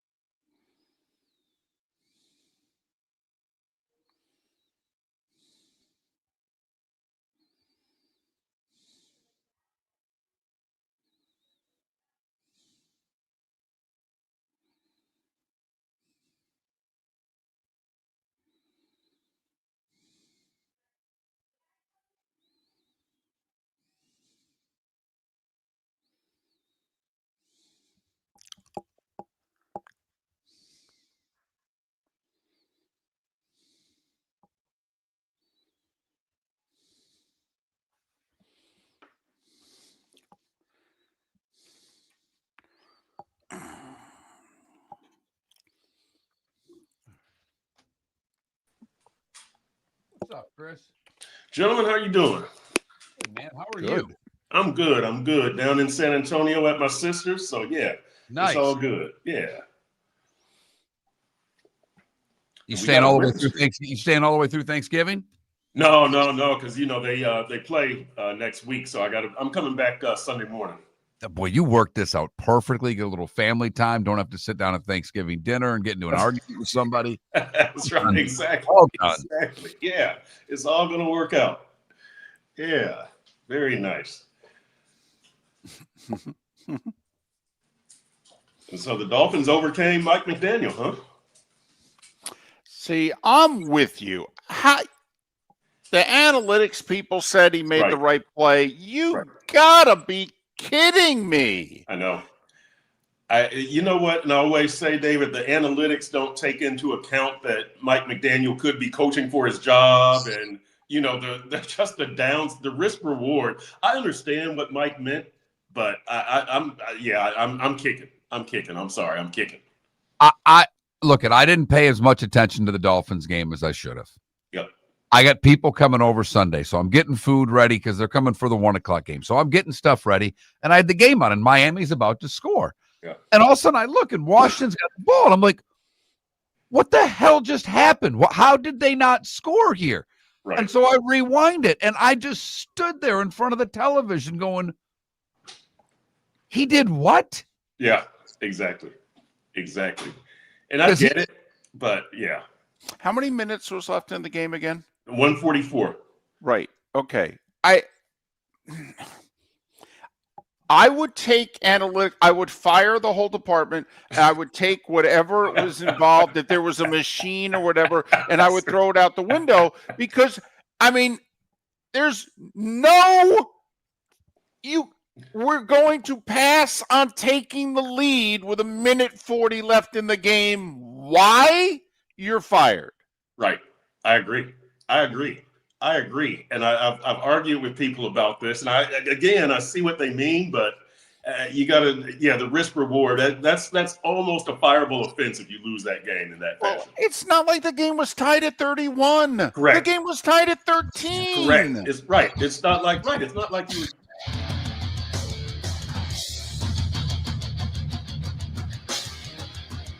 You're listening to Miller and Moulton, coming at you from the Floor Meister Studios. Floor Meisters, keeping it real. And now, here's Mark Miller and David Moulton. It is the Diamond District bonus hour on this hump day. Thanks so much for being with us. Miller and Moulton, millerandmoulton.com, Miller_Moulton on X. We got a bunch of poll questions out there, none of them having to do with sports, so you'll love them. Make sure you answer them. Today's National Play Monopoly Day. So we get into board games, which Monopoly pieces you like, chess or checkers. I mean, a whole bunch of questions. Go answer them. This is how good a guy Chris Perkins is. He's on vacation right now. On vacation with family. And he's joining us. Well, then again, he may want the respite from family. We don't know. Chris Perkins joining us from San Antonio. All right, Sun Sentinel, sun-sentinel.com. Follow him on X at Chris Perk, P-E-R-K. First off, how's your week going? Oh, it's good. It's good. There's been no disputes and no arguments yet. I'm sure that'll happen, but we all have a good time down here. That's the bottom line. Great. Good deal. I am curious because you are a Texan. So when you go back home, and I don't know if San Antonio is home or not, what's the go-to? What do you have to get food-wise when you're back home? Is it barbecue? And you're in San Antonio. You've got great Mexican food. What is it you have to get while you're home? Yeah, it's the Mexican food. And you know what? Because here's the funny thing about Miami is that for all the Spanish speakers there aren't very many Mexicans. You have to go kind of down to Homestead to get good Mexican food. So, it's definitely that. But second is the barbecue. Third is chicken fried steak. The stuff I can't get in Miami, I have to come back here and get my fix. How many of those three have you checked off so far? Zero at this point. So I'm falling behind. Yeah, I know. It's been I've been here since Monday and I haven't had any of them yet. Whoa. All right. Someone's got a job to do. Yeah. Mike McDaniel still has a job, which has stunned a lot of us, but they're winning. But we were talking before we came on. The end of that game in Spain, they're down at the goal line. The game is tied at 13. What the hell? What in the absolute hell was he doing? That is a great way to introduce this. So here's the deal. It's tied at 13 with 1:44 left, 4th and 1 at the 1 yard line. And Mike McDaniel decides to try to run with Ollie Gordon. He gets stopped for a 2 yard loss. I would have kicked the field goal and taken the 16-13 lead. Mike McDaniel's thinking, and I understand it, was if you kick the field goal and you leave Washington too much time to come back and kick a tying field goal, because nowadays, with the new kickoff rules, you're probably going to return the kickoff to around the 30-yard line. And at that point, you only need a few first downs to get yourself into field goal range. Guys are making field goals from 52, 55 yards nowadays. So that was his thinking is, I want to win this game in regulation. I don't want to send it into overtime. So, Washington did miss a 56-yard field goal. But, my thinking is, this isn't a game where both teams are going up and down the field and scoring on each other. The offenses had stalled. You're going against Marcus Mariota. Kick the field goal, take your 16-13 lead, put the game on your special teams and your defense. Mike McDaniel, it worked out for him because Washington missed that 56-yard field goal attempt in regulation. But man, I know analytics were with Mike McDaniel, but the risk reward, I would have kicked the field goal. Well, we don't have enough time to get into how analytics could have been with Mike McDaniel, but that's a whole other story.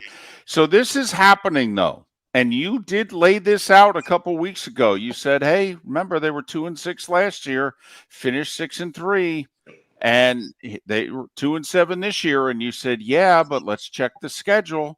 You know, I think you said, guys, I see a path to 7. Well, guess what? It's happening. And therefore, he's going to keep his job if he finishes this path, isn't he? Oh, David, you know what? It looks like that's a real possibility, and you know, word has been put out through national media that Stephen Ross likes Mike McDaniel. He wants Mike McDaniel to stay, but Mike McDaniel has got to earn it. My thing is this: that even if they win 8 or 9 games and have a nice sprint to the finish line, that's still mediocrity personified, right? An 8 or 9 win season. And when Mike McDaniel right now has a 32-30 record, that's mediocrity. If they finish with 8 or 9 wins this season, that's mediocrity. Mike McDaniel, this is his 4th season. He's won 9 games, 8 games, and say he wins 8 or 9 again this year. That's mediocrity. That's the status quo. That's what Stephen Ross said he did not want to tolerate this season. But it looks like, and he's sending out vibes that 8 or 9 wins, that would be good. I would bring Mike McDaniel back. And I know Steve Ross likes Mike McDaniel. I know that he likes kind of the order that's in that building. We've talked about that before. There's not 4 or 5 people chirping in his ear. Everybody in that building is pulling on the same rope. There aren't little political factions that are you know, tearing away at each other. But the bottom line in this sport is winning. Mike McDaniel is not winning, and Steve Ross seems okay with that. Here's, I guess, my bigger problem with all of that. If the owner says, I want to keep the coach, that means one of 2 things. That whatever GM is chosen, he has to keep the coach. Or B, and to me, this scenario is even worse, McDaniel will have a big say into who the next general manager is, Chris. Yeah, and you know what? You're exactly right on both of those counts, Mark. And you know, to me, Mike McDaniel had a lot of influence over Chris Greer and with Chris Greer. They worked to get together. It was like a 51% Chris Greer, 49% Mike McDaniel. It got you mediocrity. It got Chris Greer fired. So why are you going to bring Mike McDaniel back? That being the case, again, you know. I know Steve Ross wants to win, but it sure doesn't look like it a lot of times in a lot of ways, correct? I mean, he's almost taken the path of least resistance because it's what makes him happier. When he comes to the facility, there aren't a bunch of people chirping in his ear. But what about your fans, Steve Ross? You know, what about making them happy? That to me should be the priority, and it doesn't seem to be the case. It seems to be the case that Steve Ross wants peace in his house, and that's his number one priority over trying to win a Super Bowl. Talking Dolphins once again with Chris Perkins of the Sun Sentinel, sun-sentinel.com. Follow him on X at Chris Perk, P-E-R-K. We have a regular guest, Pat Kerwin from NFL Radio. He worked in front offices for a long time, and he said, listen, when the money people are coming down the hall and saying to the owner, if you keep this coach, it's going to cost us this many millions of dollars because the fan base has told us they will not renew their tickets.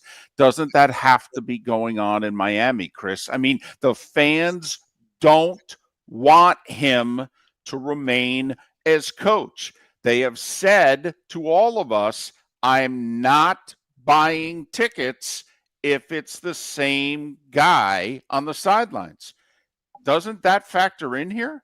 That's a huge factor here, David. And Mike McDaniel, I think maybe his first statement this season was something about, you know, I like the way that the team is structured, but you know, if fans stop showing up, that's going to be a factor. Well, in the Baltimore and Buffalo games, we saw a large number of visiting fans because Dolphins fans sold their tickets. Baltimore and Buffalo fans said, hey, you know, South Florida in October, November, that's a good place to be.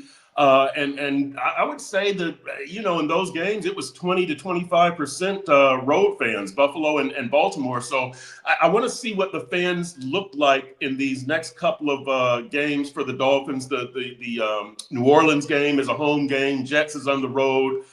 Pittsburgh is on the road, but then they'll be back here for Tampa and Cincinnati. So I would really like to see what percentage of Dolphins fans is in the stands, how many empty seats that we see, because the last two home games, we've also seen just swaths of 6 and 7 seats empty. So I really want to see what the fan response is, and if it's weak, that's really going to put some pressure on Steve Ross to make a change, because the fans will have spoken in the best way they can, which is staying away. You can sit in the lower bowl right now on the secondary market for less than $100 for the Saints game. You can sit upstairs for $40 right now. And that's a week and a half out. These things aren't going up between now and Sunday. I'm telling you that right now.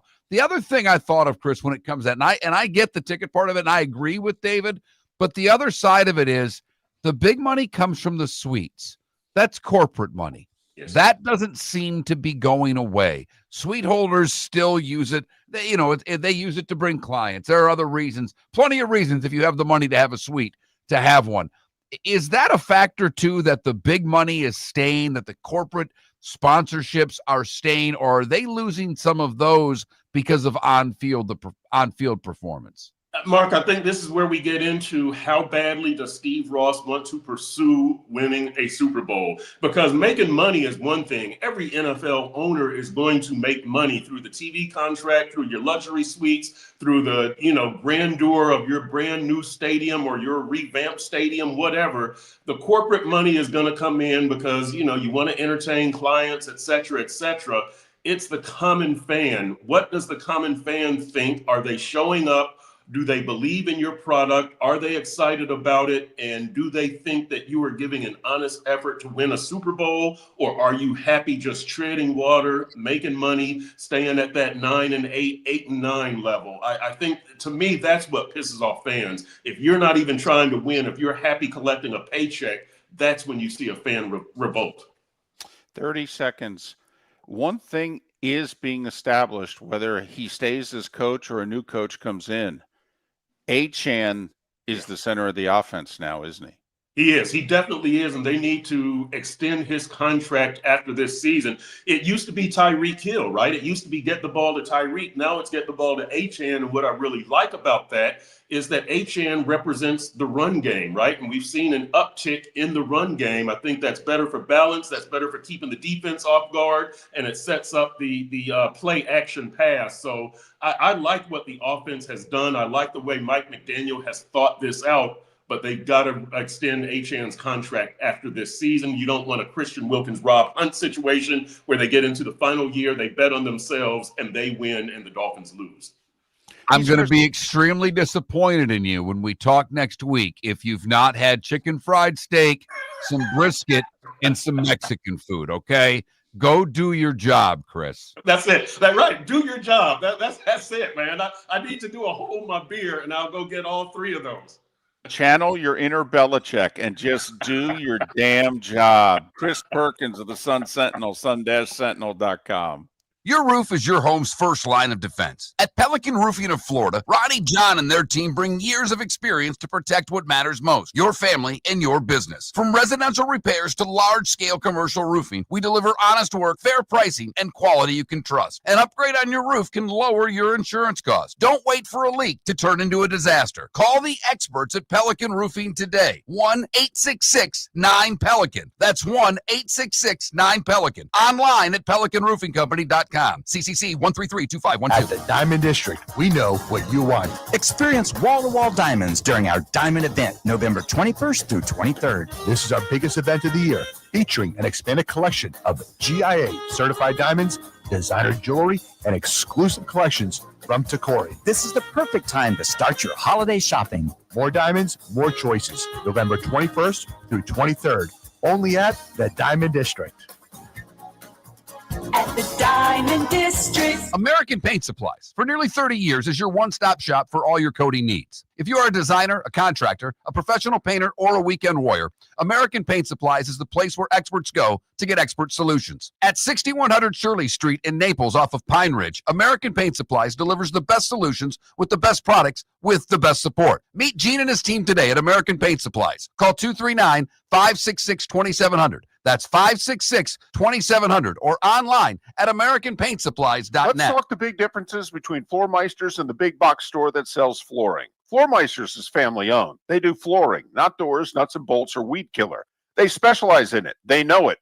Floor Meisters backs their installer, so if there's ever an issue, good chance the boss, TJ, will come out and make it right. Floor Meisters prices beat the box stores every day of the week. When you think flooring, think Floor Meisters in Naples. FloorMeisters.com. Real people, real prices, real quality selection. The Floor Meisters, just keeping it real. This is Miller and Moulton.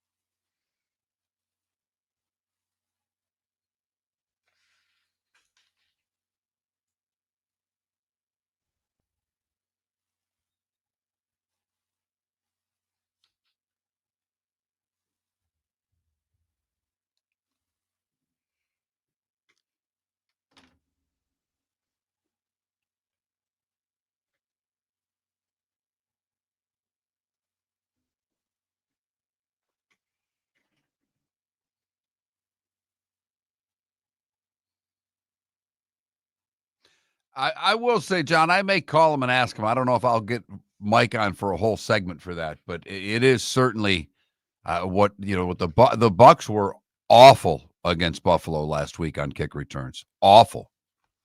Very valid point, John.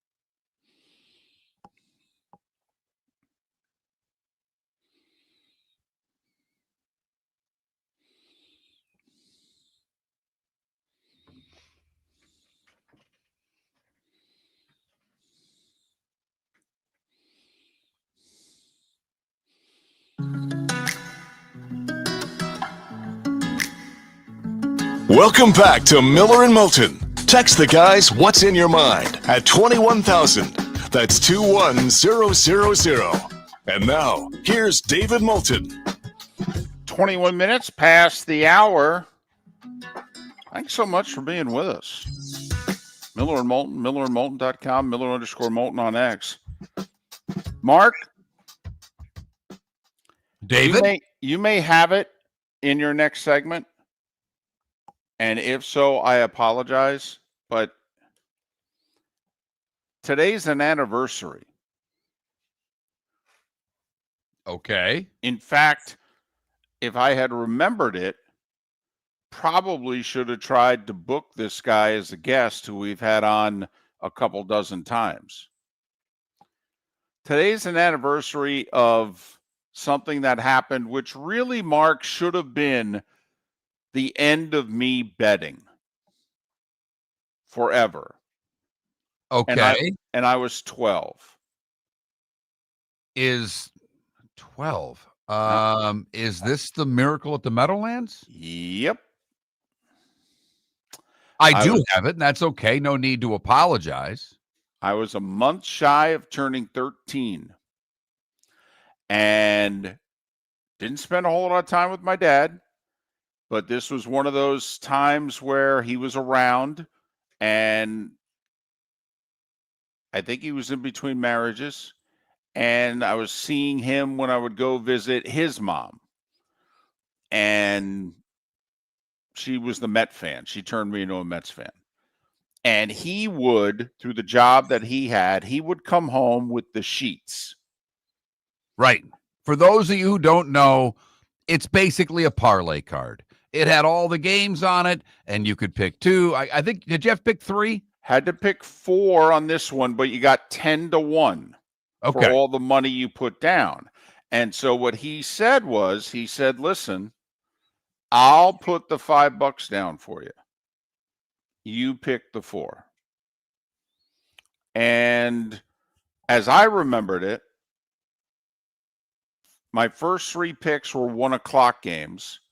And for whatever reason, the Giants-Eagles game was a 4:00 game.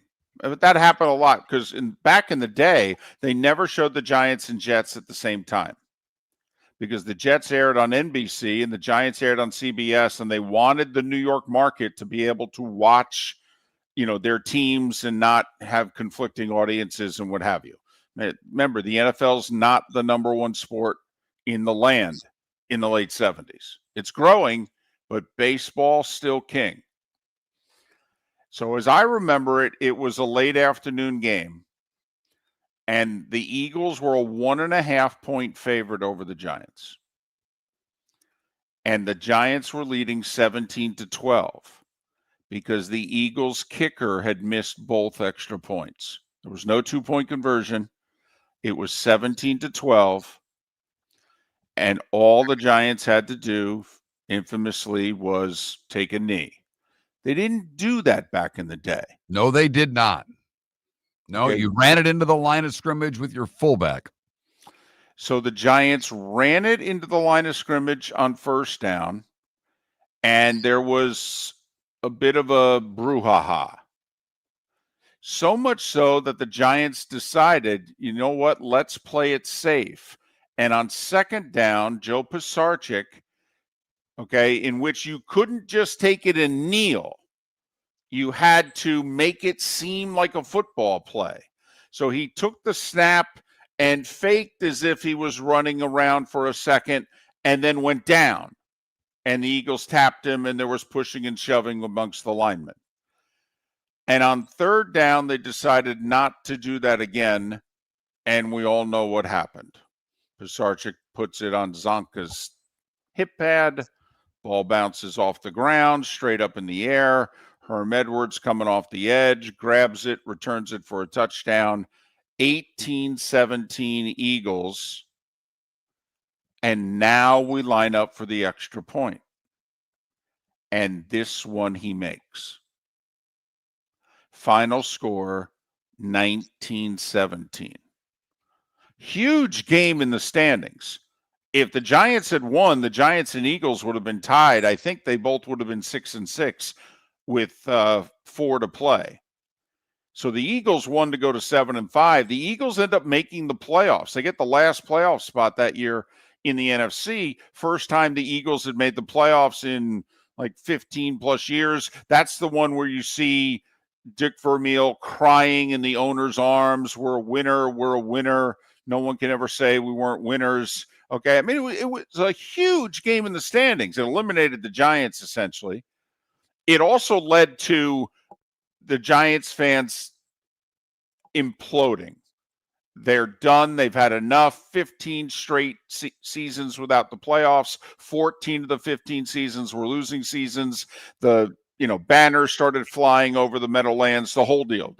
Giants fandom went crazy, even though there was no sports talk radio and no internet. And everybody got fired. Everybody. GM, head coach, a month later, everybody got fired. So in many ways, it was a great play in the history of the Giants because it brought in George Young as GM and Bill Parcells as defensive coordinator, and the rest is history. They drafted Sims, LT, you know the rest. But Mark, that was my first bad beat. I'm 12. My dad's put $5 down at 10-1, and I had won all 3 1:00 games, and I have the Giants in 1.5. And all they have to do is take a knee. And I've won $50.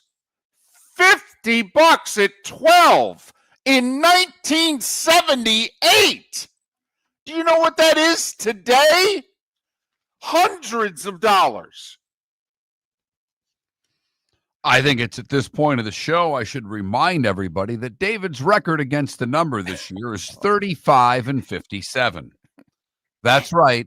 35-57. Now, it has not always been this bad. It has never been close to this bad.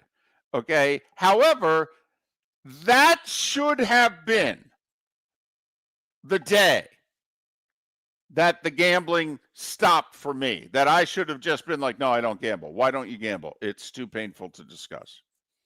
I was 12. I don't want to go there. Oh, okay. I am not going to give David's record without giving my horrific record. It's not horrific compared to me. Well, nothing is. 26-34 for yours truly. Lee Sterling having a rough year as well, 28-33. He is 6-6 on his games of the week. I have to be honest. He's either 6 or 7 or 7-6, but he did not send us a game of the week 2 weeks ago of who he picked. So I don't let him say he won after the fact. I don't.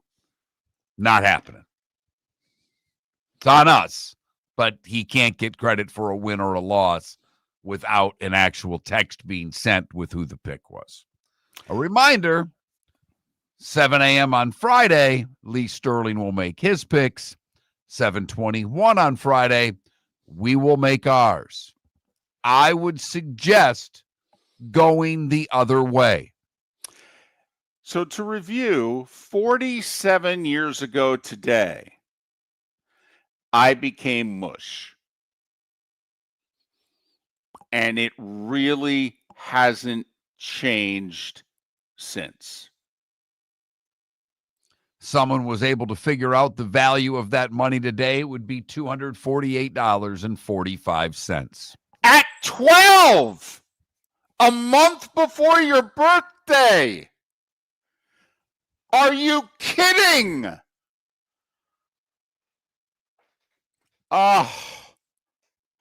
Forget Scott Van Pelt and bad beats. I had it 47 years ago, baby.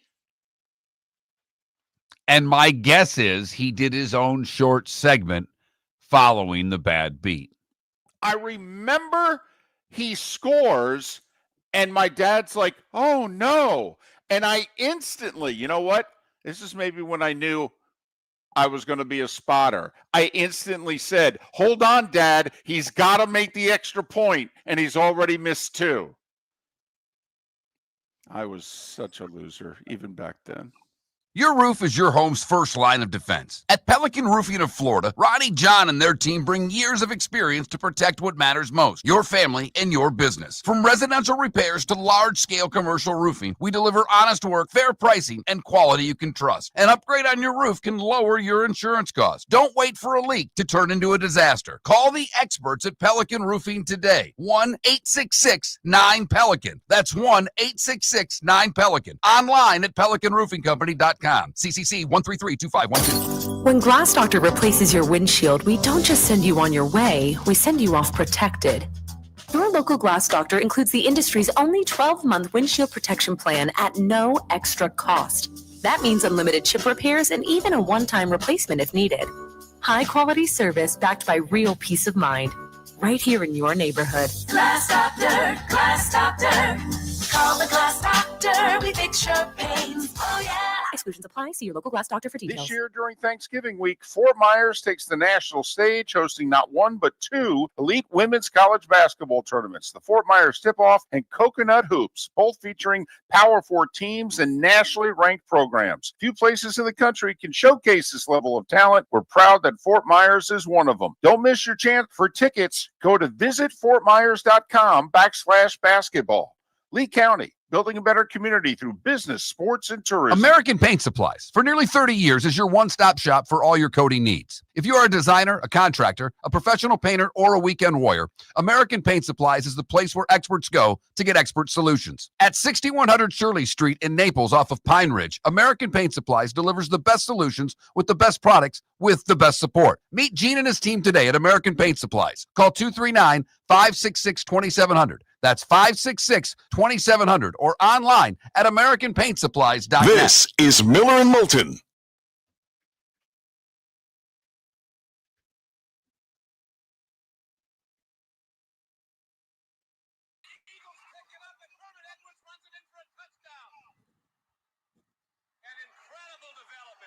Just like the opening game of the season when the New England Patriots were running the game out against the Washington Redskins, a fumble. This is the most astounding development. This is even more unbelievable. Just doesn't get the snap. He just loses the snap, doesn't get it. And who's right there? Herman Edwards picks it up on the dead run and goes in for a touchdown. Absolutely unbelievable. Zonka and Zarchik missed the connection. The ball hops up on the one hop to Herman Edwards. He's got an open lane right into the end zone with 20 seconds left while the Giants are running out the game with a 7. Look at Dick Vermeil. He can't believe it. I guess he feels he's got one coming after some of the close ones he lost. The opening game of the season, they beat the Rams all over the field and then lost on the longest field goal that Frank Corral had ever kicked. Corral played for him at UCLA and the Rams won it. And this is an incredible development against the Giants and for the Eagles. Fumble. Now they make an extra point. Well, with 20 seconds left, the Eagles lead the Giants 19. That's unbelievable. I've seen Dempsey kick a 63-yard field goal. I fell out of the press box of that one. Unbelievable. On November 19th.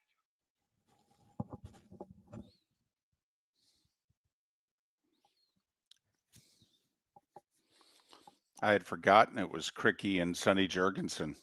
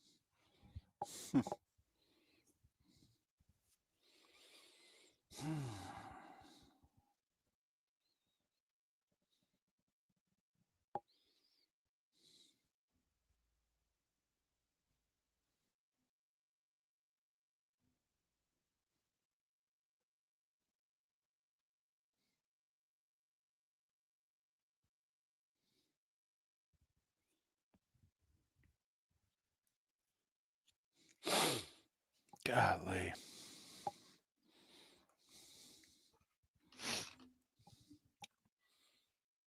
Still mad about that bad beat over there?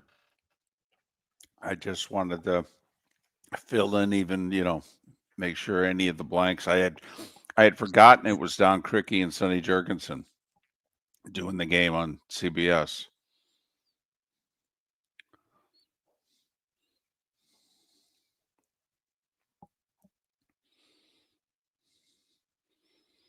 Criqui says, I saw Dempsey's 63-yard field goal and nearly fell out of the press box, and this is more incredible.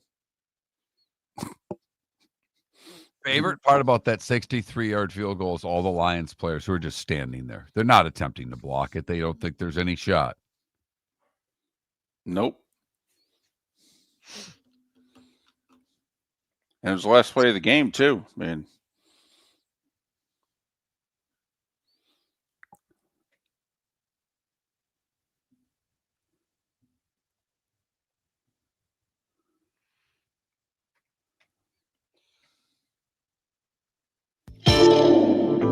Welcome to the bonus hour, brought to you by Jason and Todd at the Diamond District. And now, here's Mark Miller and David Moulton. 22 minutes until we're done. We're out of here. Miller and Moulton, millerandmoulton.com, Miller_Moulton on X. Miss any part of the show, including Seth Everett, Bud Elliott, Chris Perkins, download it, millerandmoulton.com. Tomorrow's show, Roy Cummings, JP Shadrick, Thursday Night Football. Got a lot going on as you would expect. It'll be a week before Thanksgiving. Some of us still celebrate it. Haven't moved straight on to Christmas. Man, oh man, I give my wife and daughter a lot of credit because we don't have Christmas stuff up yet. But I think if the daughter had her way, the house would be Christmas up. Because the light in the entrance to my neighborhood, the lights are on, and they're so happy. And they listen to Christmas music in the car together. My daughter asked me to put Christmas music on the other day. I'm like, no. I go, and I'm not going to do it in December. You get enough of that in the other car. You know what we're going to listen to? How about some Led Zeppelin? How's that sound to you? Yeah. Season's greetings. Misty Mountain Hop. That's as close as we get, okay?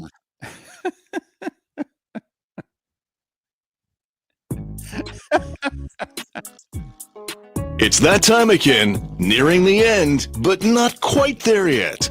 Here's Mark Miller with Today Was the Day When. I'm just laughing because I'm picturing, you want season's greetings? Here. And a whole lot of love. And a whole lot of love.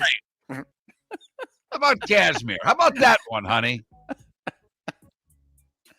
1620, the Mayflower reaches Cape Cod and explores the coast. 1805, Lewis and Clark reach the Pacific. 1863, President Lincoln delivers the Gettysburg Address. Today in 44, FDR announces the 6th war loan drive aimed at selling $14 billion in war bonds to help pay for the war effort. Today in 61, Houston Oilers quarterback George Blanda throws for 7 touchdowns in a rout of the New York Titans in the AFL. 69, Pele scores his 1,000th professional goal. Today in 75, One Flew Over the Cuckoo's Nest is released. It would win the Academy Award for Best Picture. There is a great story that DeVito tells while filming this. And Nicholson's a star. DeVito's not. So he takes DeVito to see a basketball game. Nicholson loves his hoop, goes to see the Trailblazers. And DeVito says, so we smoke a doobie on the way there. And he says, Danny, you want something to drink? And I get a Coke. And he goes, they give me a Coke that's about the size of me. And right before the game, they're in the front row, and DeVito kicks the Coke over, and it goes all over the Coke. You know what I didn't realize about that movie until fairly recently? I did not realize Michael Douglas was co-producer of it. I did not know that either. By the way, that movie still plays. I don't care. Yes. I don't care. 50 years old, still phenomenal. David mentioned it last segment. Miracle to Meadowlands today in 78, his first bad beat. Ah!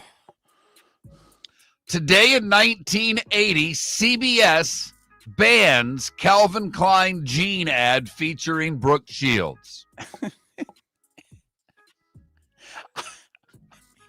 Sydney Sweeney's looking at that ad going, you guys got bent out of shape about this? What? Oh, that. Right. Exactly. What? Today in 83, a day after Mickey Mouse's birthday, Wayne Gretzky calls the New Jersey Devils a Mickey Mouse organization. It is the only misstep he's ever had in his career publicly, right?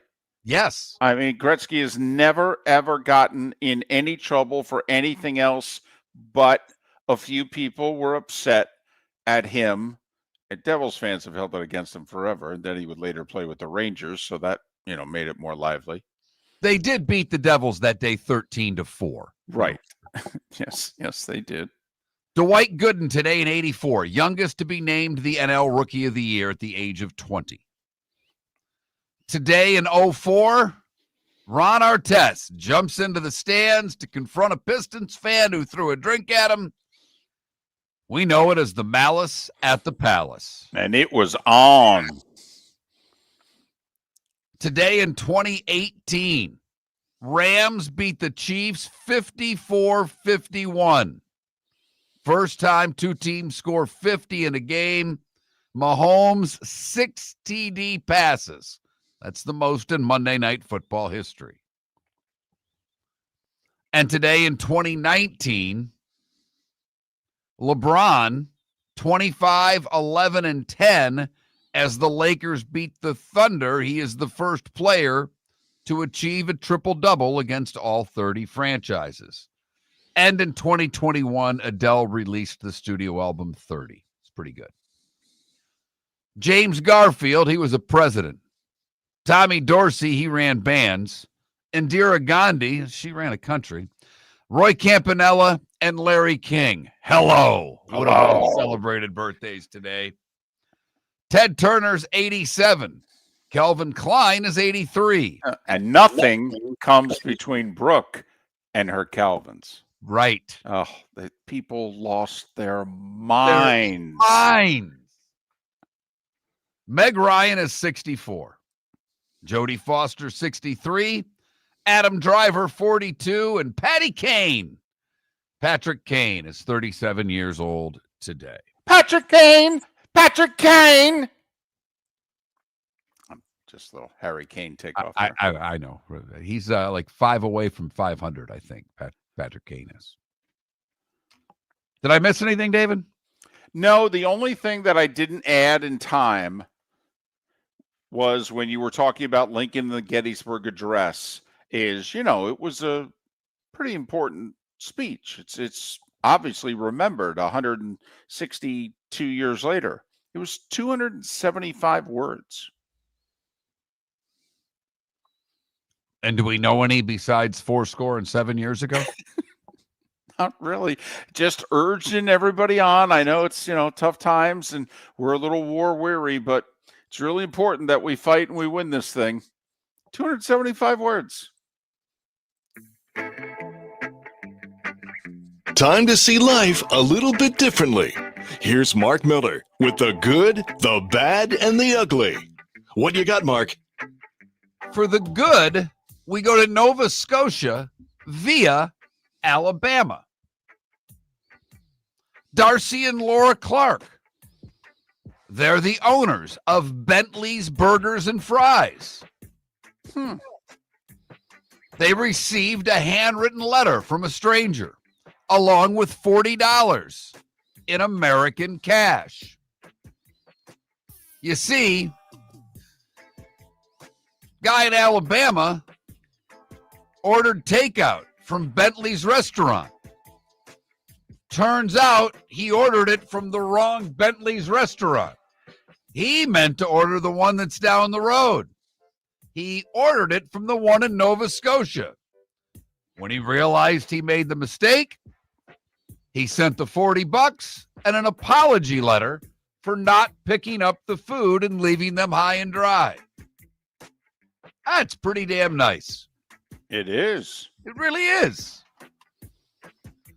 For the bad, we go to Fort Myers, Florida, where deputies responded to a home after a resident reported a man knocking on a door and impersonating an officer.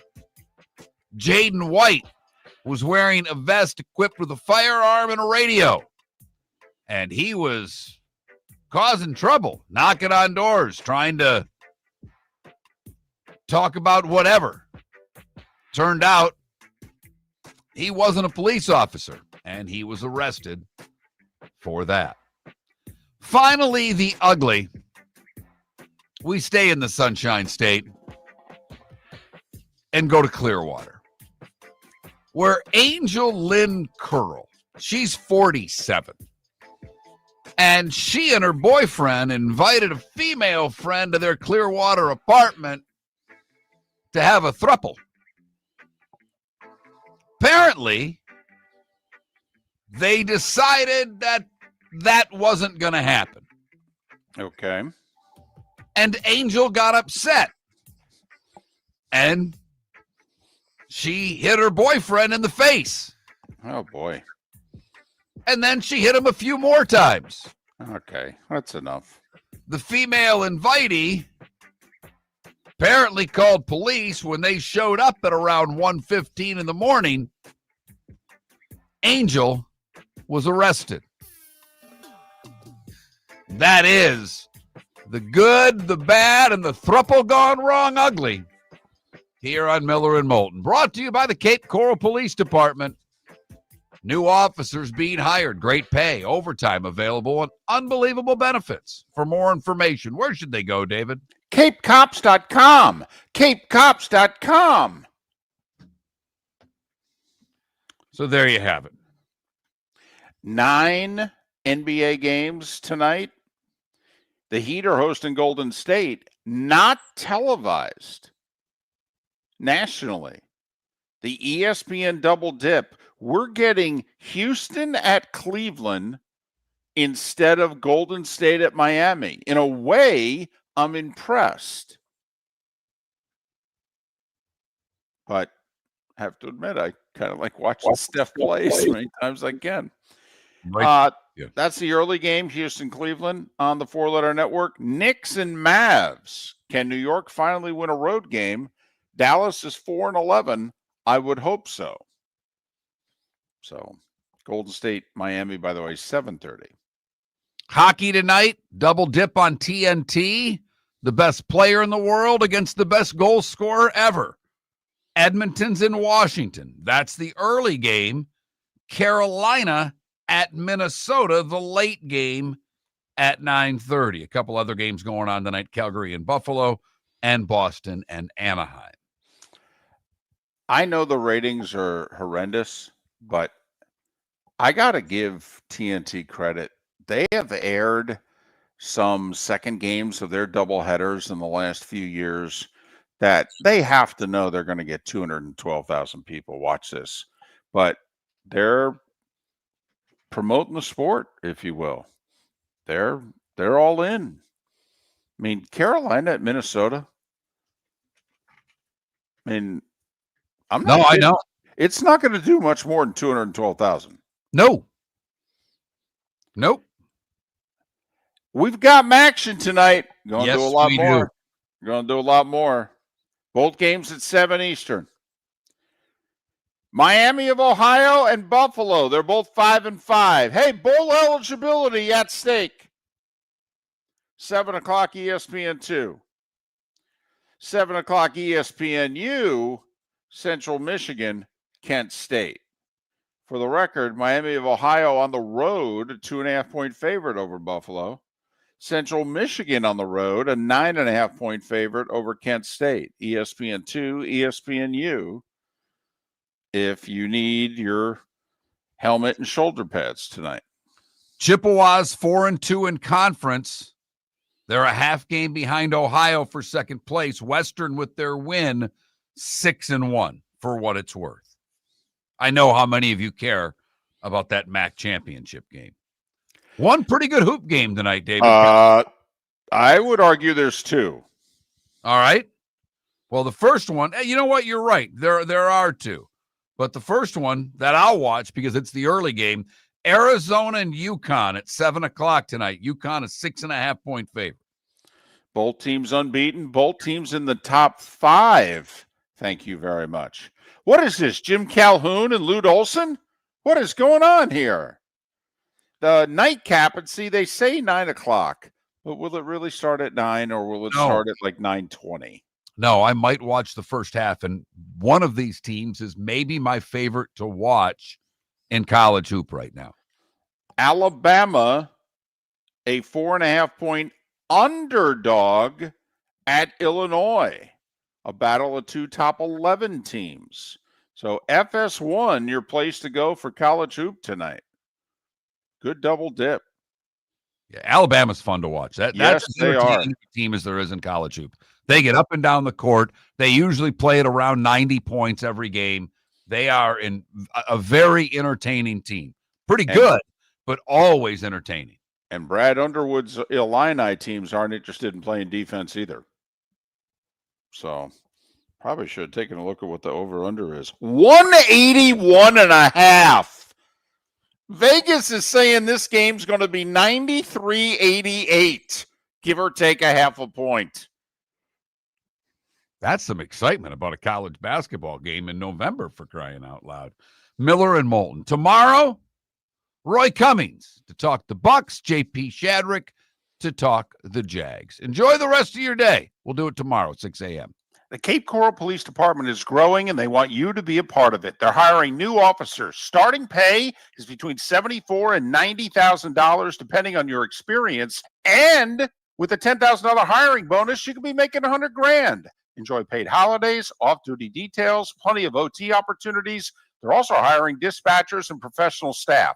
So go to capecops.com. Capecops.com. Be brave, be best. Be Cape. Mark Miller for Sleep Treatment Direct. They are helping me with sleep apnea. And by helping me, I mean curing me. No more CPAP machine. No more snoring. No more tossing. No more waking up exhausted. Their expert team got me the right treatment fast and hassle-free. If you want to feel energized and get rid of your snoring, call Sleep Treatment Direct today. 444-1741. That's 239-444-1741. Sleep Treatment Direct. Sleep safe and sound. When Glass Doctor replaces your windshield, we don't just send you on your way, we send you off protected. Your local Glass Doctor includes the industry's only 12-month windshield protection plan at no extra cost. That means unlimited chip repairs and even a one-time replacement if needed. High-quality service backed by real peace of mind, right here in your neighborhood. Glass Doctor, Glass Doctor. Call the Glass Doctor. We fix your pains. Oh, yeah. Exclusions apply. See your local Glass Doctor for details. Let's talk the big differences between Floormeisters and the big box store that sells flooring. Floormeisters is family owned. They do flooring, not doors, nuts and bolts, or weed killer. They specialize in it. They know it. Floor Meisters backs their installer, so if there's ever an issue, good chance the boss, TJ, will come out and make it right. Floor Meisters prices beat the box stores every day of the week. When you think flooring, think Floor Meisters in Naples. FloorMeisters.com. Real people, real prices, real quality selection. The Floor Meisters, just keeping it real. For over 50 years, the Nolan family has been dedicated to protecting local families. Nolan Family Insurance is a second-generation independent agency that specializes in home, flood, auto, and boat insurance. They take the time needed to explain your coverage options and answer your questions so you can make an informed decision that's right for you. If you're looking for an agency that treats you like family, call 941-639-1122 or go to NolanAgency.com. That's 941-639-1122 or NolanAgency.com. Football season is back and celebrate your game day with Jimmy the Beef Guy. We're talking tender, juicy Chicago beef sandwiches. Whether your party's for 10, 100, or 200, bring game day to your house with Jimmy the Beef Guy. The catering packages come with the beef, the gravy, the peppers, the bread, everything you need. 2 convenient locations, Fort Myers and Bonita Springs. Skip the ordinary and bring the beef. Jimmy the Beef Guy, Chicago flavor, Southwest Florida style. Call today or visit jimmythebeefguy.com. Tell him Miller and Moulton sent you. This is Miller and Moulton